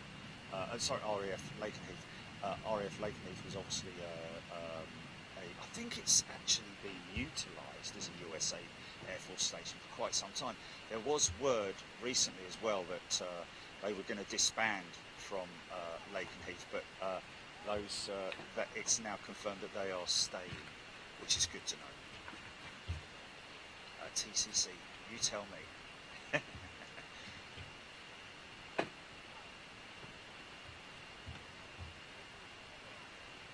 Rob Hobbs, what a day for him. Is he right, Rob? Check this out, folks.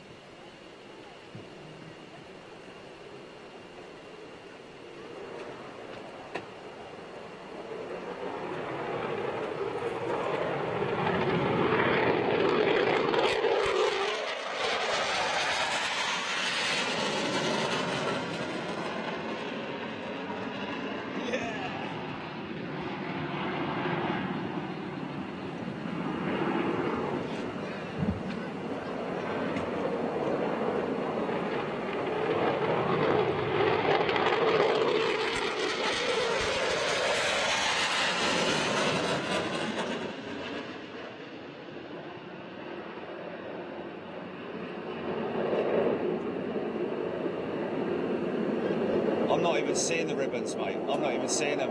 No. Yeah. How cool is that? Well, it doesn't bother me just so long as everybody else is seeing it. That's the main thing, isn't it? If people are seeing the ribbons. Wing Vortex. Daniel Morgan loving the ribbons. Oh man, that's so cool. I'll try and look out for them next time. Still got another jet sitting there at the end of Runway.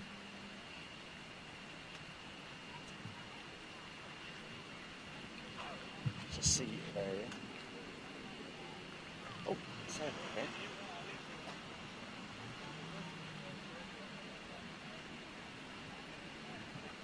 Should see the canopy going up soon. Oh, did you hear that? Nice little sound that you hear there. It's the petals.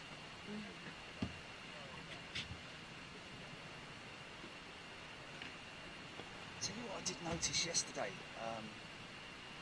which was quite surprising, was the intensity, the, the, the, the intensity of vapour trails over the top, and lots of activity over the top of me yesterday.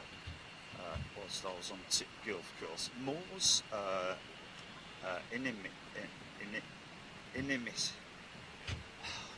Morse, good morning to you. Thank you for joining Big Jet TV. You are more than welcome. Welcome aboard. Inimis.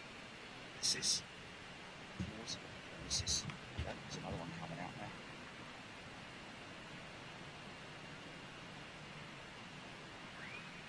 Wow. No, that was the.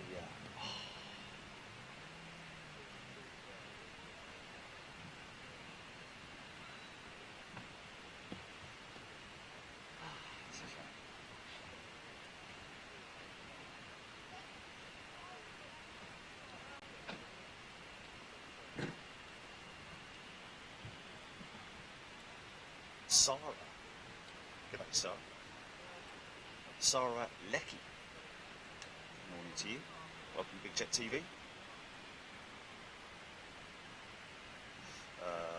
Eric telling us prior to the end of the Cold War, the following UK bases were allocated to the US Air Force: Mildenhall, Lakenheath, Alconbury, Benwaters, Upper Hayford.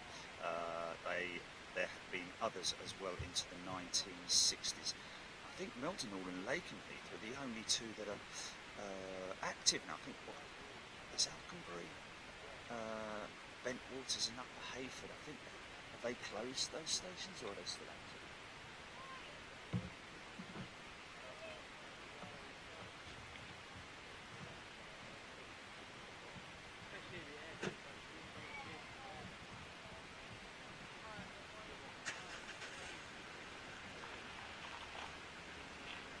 So every now and then you might hear that noise, which is the jet nozzles on these F-15 fighters. The petals actually moving for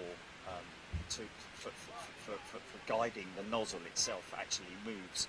It's incredible. It's got a multiple movable platform of petals which guide the jet. There's another is that 35 going out? Looks like it.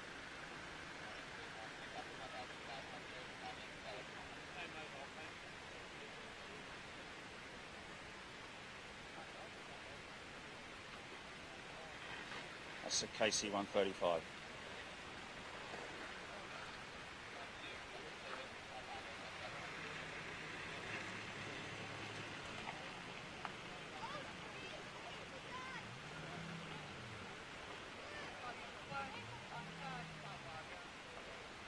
So that could possibly, that's more than likely gonna be going up for these F-15s, isn't it? But also they also fuel up the, then they also aid in the fueling for the Eurofighter as well. But that's mainly our own fueling platforms, the A330s out of Bryce.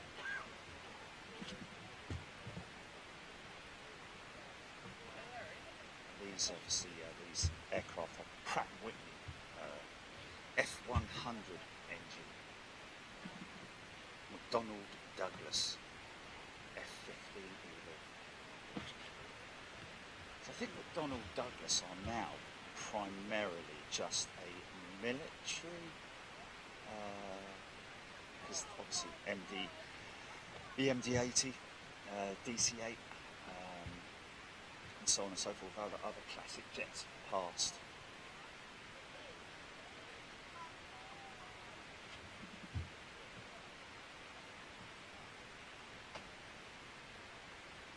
Joe Curtis tuning in from Saddleworth. Again, a big warm welcome to Sarah or Sarah Lecky. Good day to you. I don't know if Lecky sounds a bit South African. Brad Binder. Oh, it's Australia, is it? Okay, my apologies, Sarah. Brad Binder winning the MotoGP this weekend, which was great to see. South African, a rookie. Yes, Hayford was always flying the F111s over where I live. Wow, Jackie Green. Terry Stapley. Simon Corbett, yes. Mildenhall is extremely close to Lakenheath. Literally 5-minute drive. It says 15 or so on the sat nav, but I can assure you it is very, very close by indeed.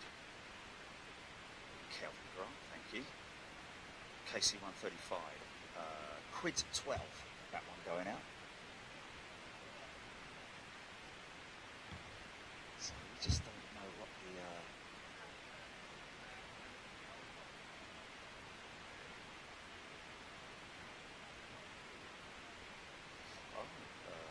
Eric saying that McDonnell Douglas ceased to exist in 1997. Yeah, Boeing 717, the MD-80 became the Boeing 717, and so on and so forth. But are these F-15s not MD then? Are they Boeing? Oh, there we go. David Edwards, McDonnell Douglas now part of Boeing, so yes.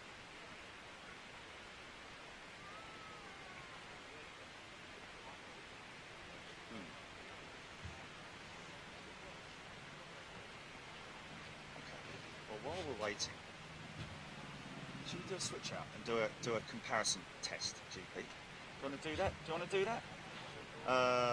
But we would need to put the holding tune up.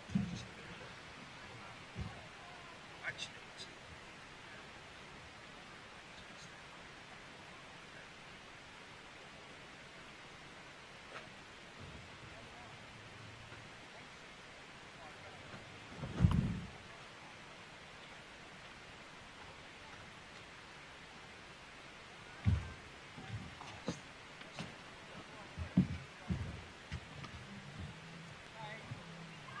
that's the jumbo, isn't it?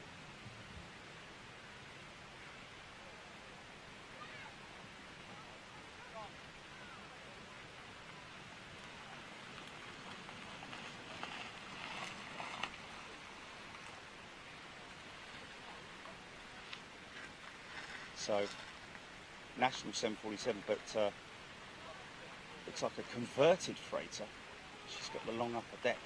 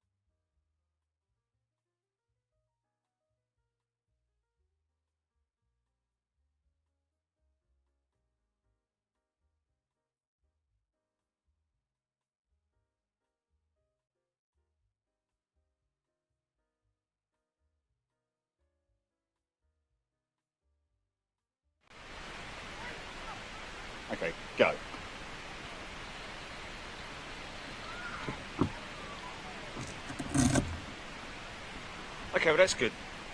We know that it's just one thing that needs to be swapped.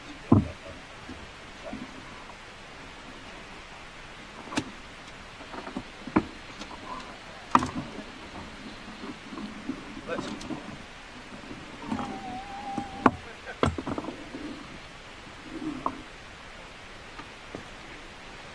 No, not using the ND filter. Although there appears to be no option for ND off, which is what you do get on most professional cameras. So whether there's a setting somewhere, I've looked high and low for it. Hunting high and low. For that ND filter, there are 3 ND filter options on it, but there is no the CLR option, which I imagine is probably colour on the lower ND filter switch. But gain is also another important, because it's all about the amount of light that's, for God's sake, it's what? It's only brighter, it's not clearer.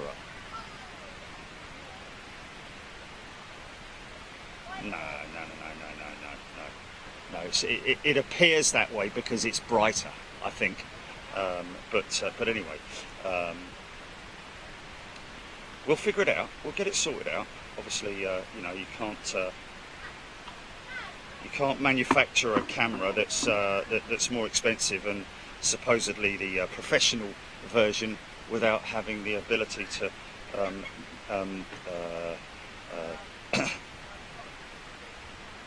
have the same settings as you would have on the other camera, on the less expensive camera, should I say.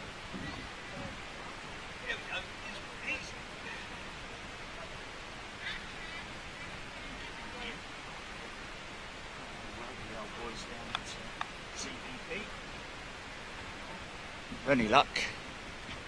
I go, no. What you need to do, you don't want to do it like that, you want to do it like that. Only me.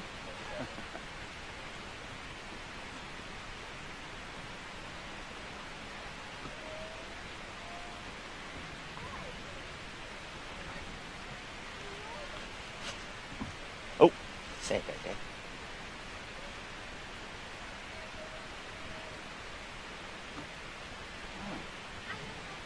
Supposed to be a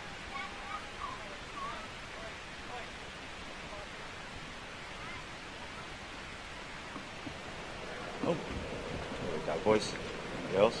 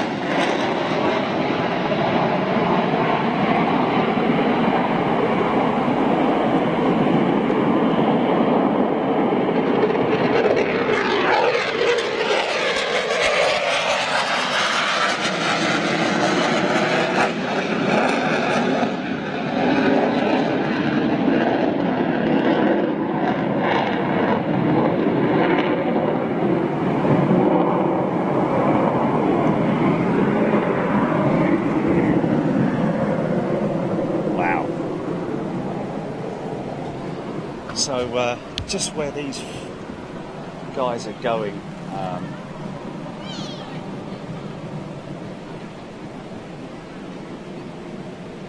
North Sea could be the just off the coast of Norfolk for exercises.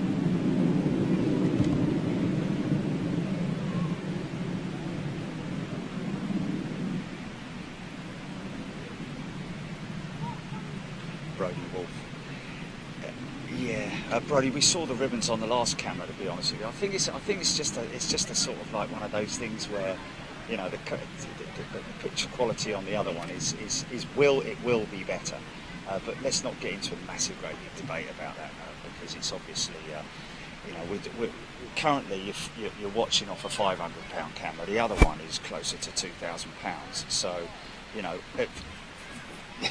it should theoretically be a far better camera. And also, incidentally, that other camera is actually manufactured for streaming. It's a specific streaming camera. So, you know, all things said, it should theoretically be a better camera, all in all. But obviously, when you get a bigger camera like that, there are numerous settings. It's a very basic menu of settings on this camera compared to the other one. Most of this one is literally point and shoot, this VX1. That's the beauty of it, don't get me wrong. I wish the other one was as well. But there are certain filter settings and settings within the camera which I need to learn about. And that's through trial and error, but also through learning, understanding from people I know, like Arif, for example, who I'm hopefully speaking to over the next couple of days. We're going to run through the camera, but also the guys over at CVP, which is where the camera came from. So, you know, it's important that we get it right, of course.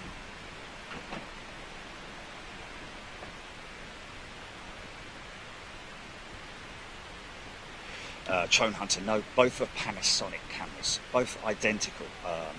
This one that you're watching off of now is the VX1. The other one is the HC-X2000. Okay, they turn right after takeoff to avoid flying Brandon, flying over Brandon, I'm guessing is what you're saying there. Chris Webb, considering this is the cheaper camera, the image is stunning. Yeah, we've always said it is an absolutely stunning camera, image that's delivered by a sub £500 camera. Indeed, Elaine, there we go. Teething problems that will be sorted.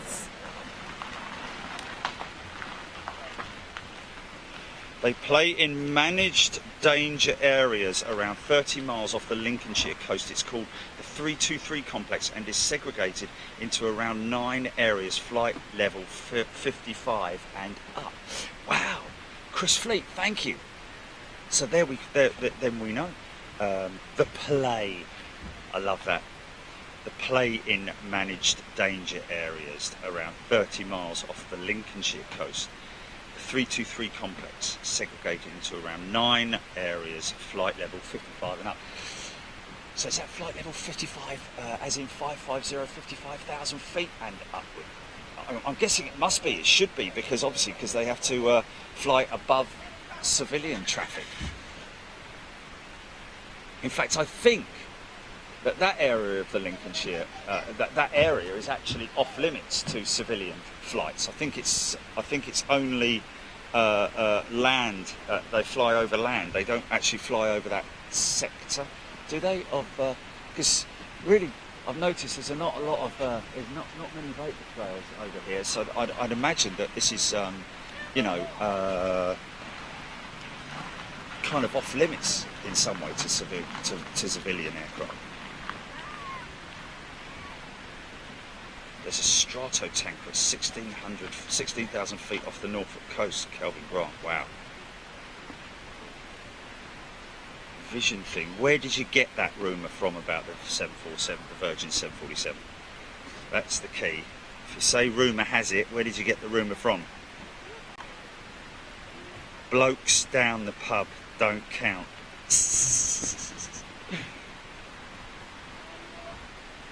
Oh, 5,500 feet, Chris Fleet saying. Wow. I was going to say 55, that is 5,500 feet. Wow, that's low, man. So therefore that must be off limits to civilian aircraft out that way. Wow.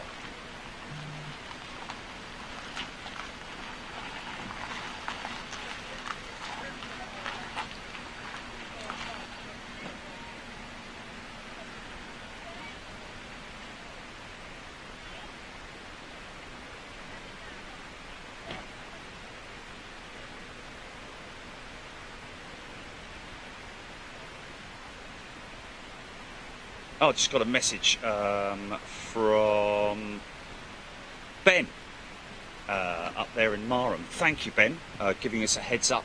We have sort of like had a look around, done a little bit of research as much as we can. But thank you, Ben. Be good to meet up with you if I come up there. Thank you very much indeed.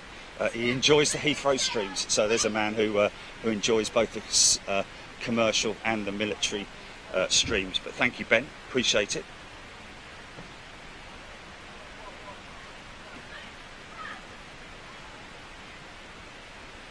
Ah, there we go. There we go.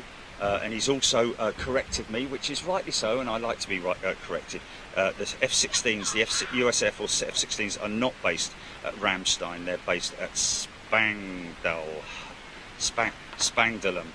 I think it is. Ah, and Lakenheath was never slated for closure, it was Mildenhall. So there we go. Ben, thanks, mate. Appreciate that. Oh, there we go.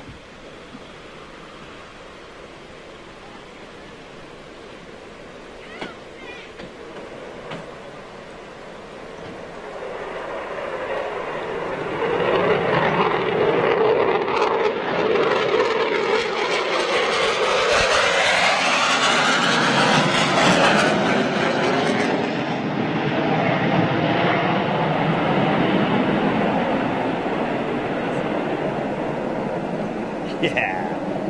Wow. Wow, it's just a straight climb out. They must hit that right hander so quick, man.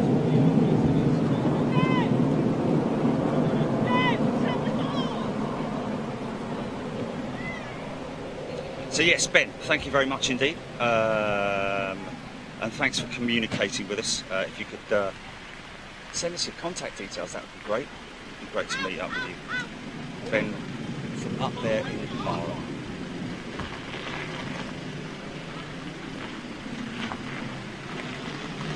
Good morning, Derek. Charles Tomlinson, KC-135 off the north coast at 16,000 feet. So obviously they must be doing possibly air-to-air refueling manoeuvres, exercises. Interesting that the Eurofighters, when they return from AAR exercises, they will keep the refueling boom extended, whereas these guys, I think they close them up. Possibly a more robust refueling boom on the F-15 than the Eurofighter. I don't know, but obviously, you know, as you can imagine, the closing speed of the boom that's hanging off of the back of the tanker, even though it's, you know, it's made up mainly of cloth material or carbon, as opposed to, like, you know, solid grade steel bits clanking together, to make that impact a lot softer. You still can quite easily sustain a little bit of damage, I would have thought. Nick Emery, 5,500 feet. There we go. I was going to say exercises massively out of kilter there. 55,000 feet.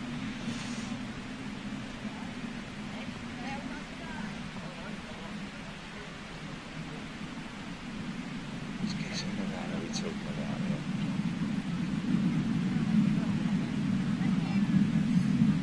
Oh, did he? Oh. Ali Leyland. GN man. See if the van man comes over there. Where's this van people are talking about? The white van. Okay, we'll keep an eye out for the white van man.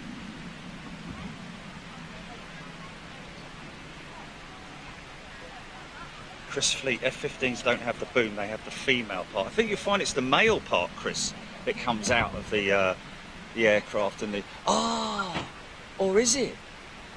That's interesting. I always thought that the female part was the bit that hung out of the tanker, and the male part was obviously the part that comes out of the aircraft. I can't imagine that you'd have the female part, because that's like a sack, innit? And that's just going to as soon as that hits the airflow, it's just going to blow apart, isn't it? Are we right that way round? I'm pretty sure that the female, it's male that comes out of the plane and female that comes out the back of the air-to-air tanker, but I might be wrong. Oh, interesting. Horseman saying, just had some good news. There's a 40% chance the Sea Fury will fly again. Yeah, that's going to be an extensive build, isn't it? It's not something that's going to happen overnight, I wouldn't have thought. But how badly was it damaged? Was it just a? Was it? What was the? Yeah, but what after it landed, or when it landed, or what was the reason for it for the breakup? Was it a hard landing? Was it on? Oh, okay. So he glided it in, right? Oh, okay. So it's quite a heavy landing. So therefore, yeah, that's structural damage, but obviously the hopefully not a write-off. Ian Richardson just drove past the van. Who's going to buy it? Oh wow, they were out on a they were going to buy it. Oh my good God. RAF trailer drove Typhoons prod the basket. Oh, so there we go. RAF trail a drogue. And the Typhoons prod the basket. Yeah, indeed. So the Typhoons have a male, and the RAF have a trailing drogue. No, the Raptors aren't coming. The Americans fly the boom.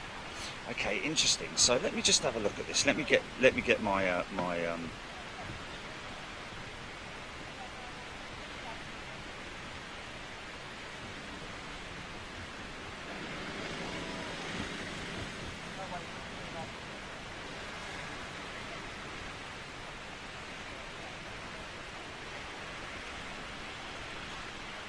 Okay. Ah, they don't.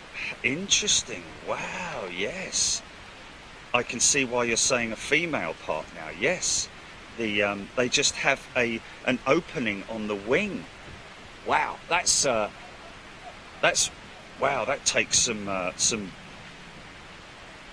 precision movement, doesn't it? That's crazy. Yeah, so it has a slot that opens up on the left-hand wing,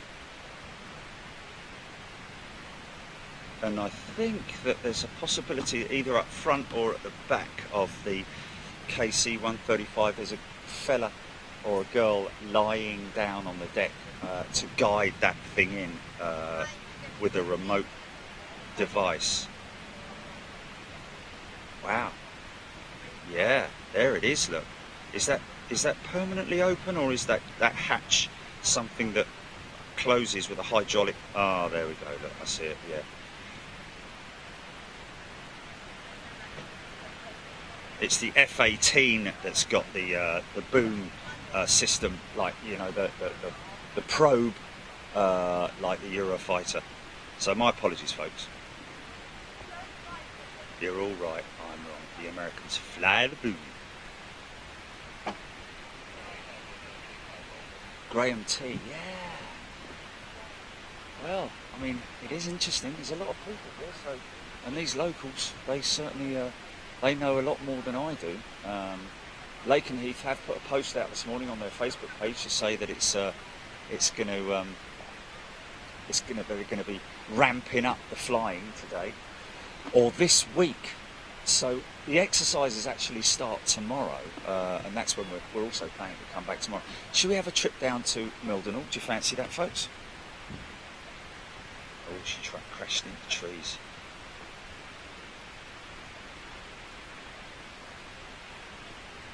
Okay, EGPX, the boom operator in the tanker flies the boom into the hole. There we go. You're right, EGPX. A400 seemingly on border patrol ops over the sea near Kent today. Interesting.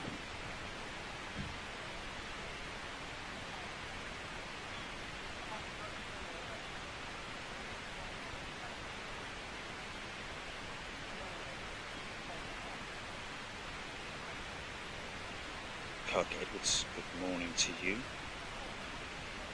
Chris Scapaloo, reason for no Raptors.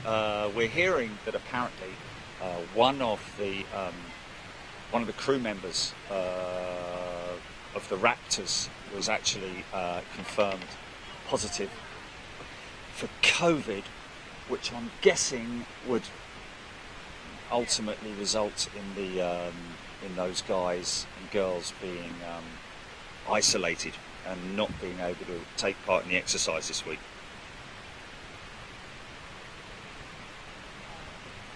Could be better.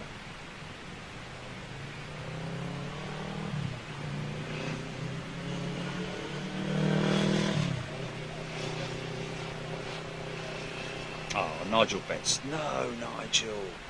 Thank you. No need, but thank you very much, Nigel. That's very kind of you indeed. David Edwards.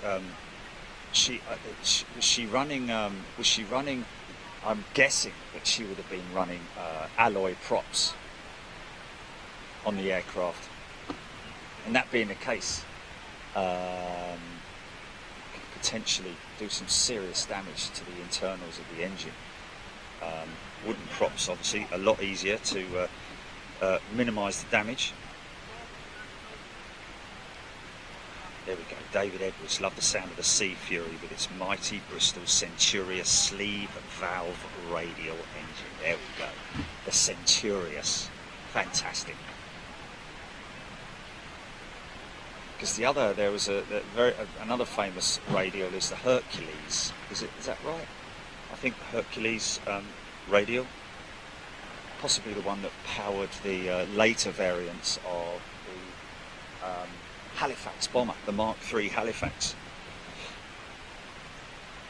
And David, that Sea Fury didn't have that particular that type of engine. Wow.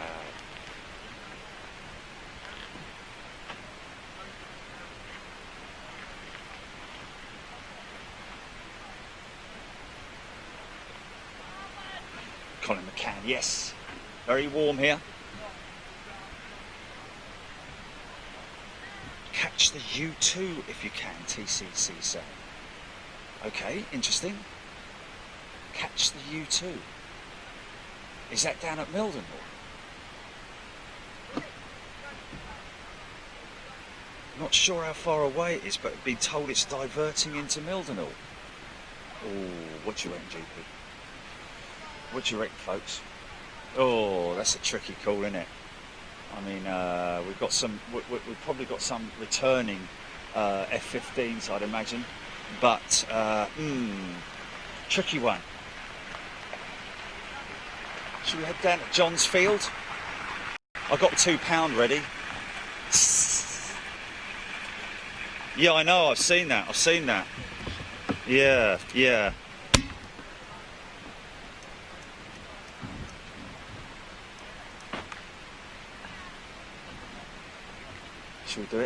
Should we do it? Okay, let's do it. Alright, okay folks, we're going to do it. We're going to head to Mildenhall. Yeah, no, don't stay on, no, we'll come back in a few minutes. Go take the dog for a walk, take yourself for a walk if you like, but we'll be back in as quick as we possibly can, possibly around about 20 minutes to half an hour. See you in a little bit, folks. Cheers.